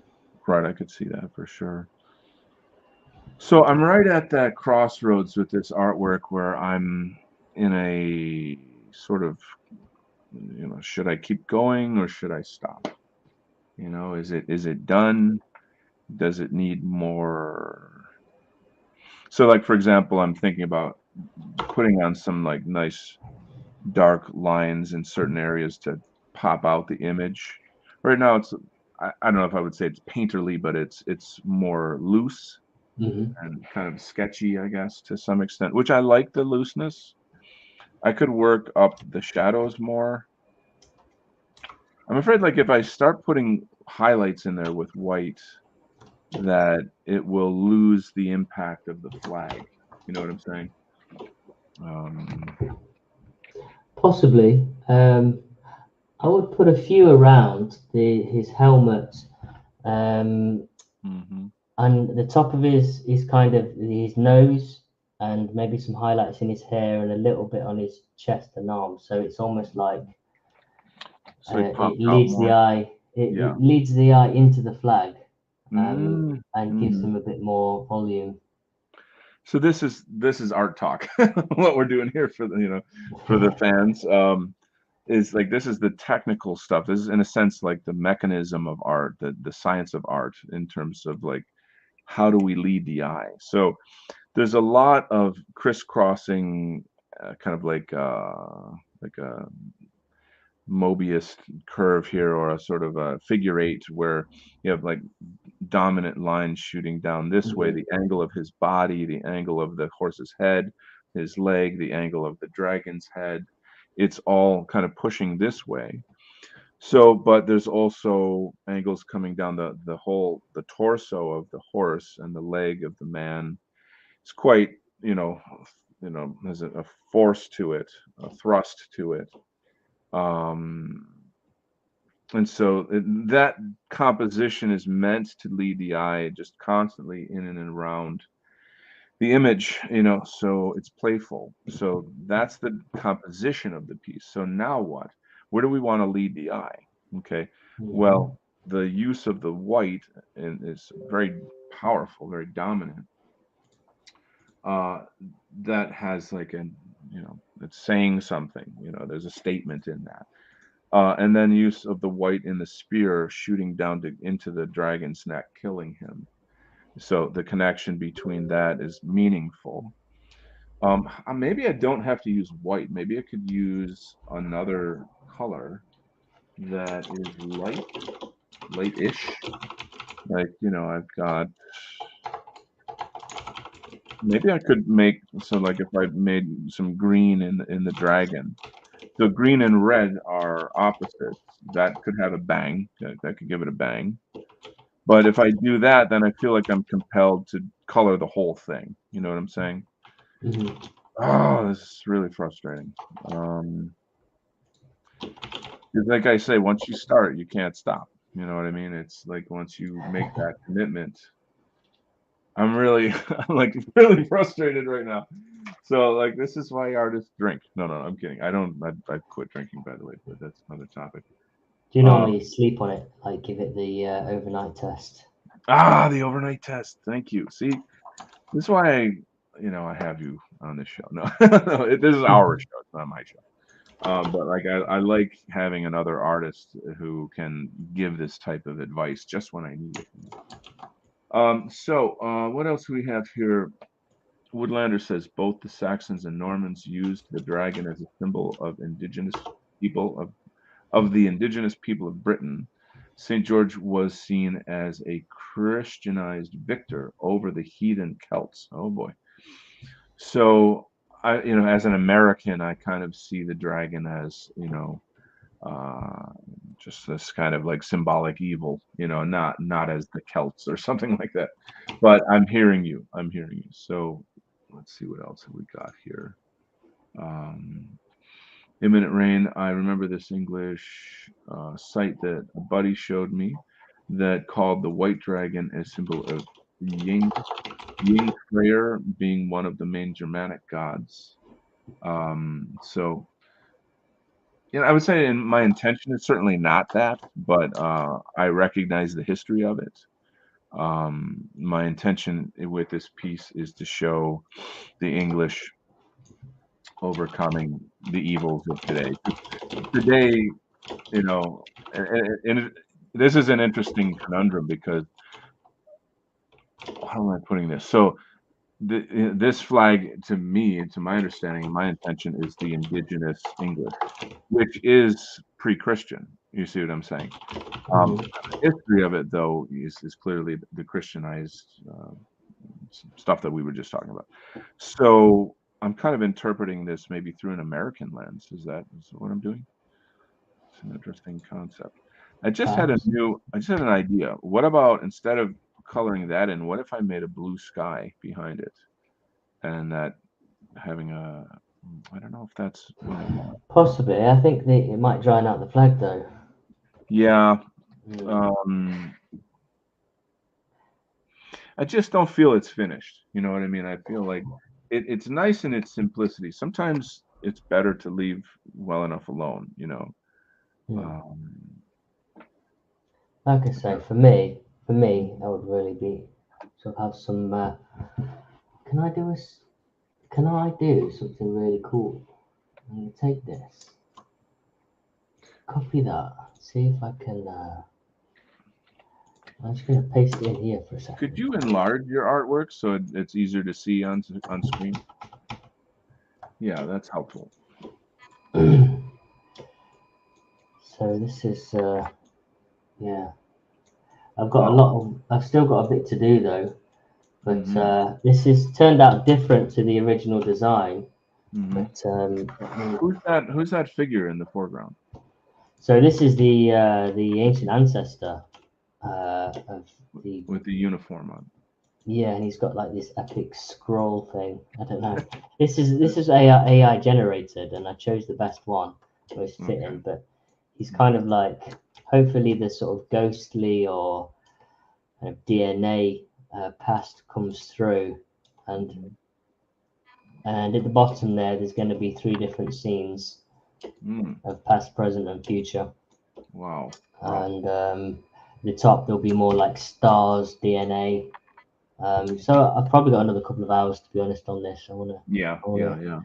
touch it up nice. Well, I mean, this show's been going on 2 hours, so it seems kind of like maybe we're good to go for now. Yeah, I think so. What would you say?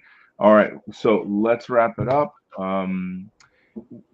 I'm very excited about all the engagements in the chat today. A lot of interesting concepts and a lot of important contributions to this entire show and this art process. I'm learning from you as well, so I'm grateful for that. I love Paul's work, this concept of the continuum, the play on words, continuum, continuum. It's a gorgeous piece that you're developing there. And the show itself kind of demonstrates how the art process works, in terms of how we have ideas and these ideas grow, evolve. It's even cooler though that the audience is kind of like having a role in this in some regard. Usually artists are just, alone in their studios, right? And they don't have that kind of interaction.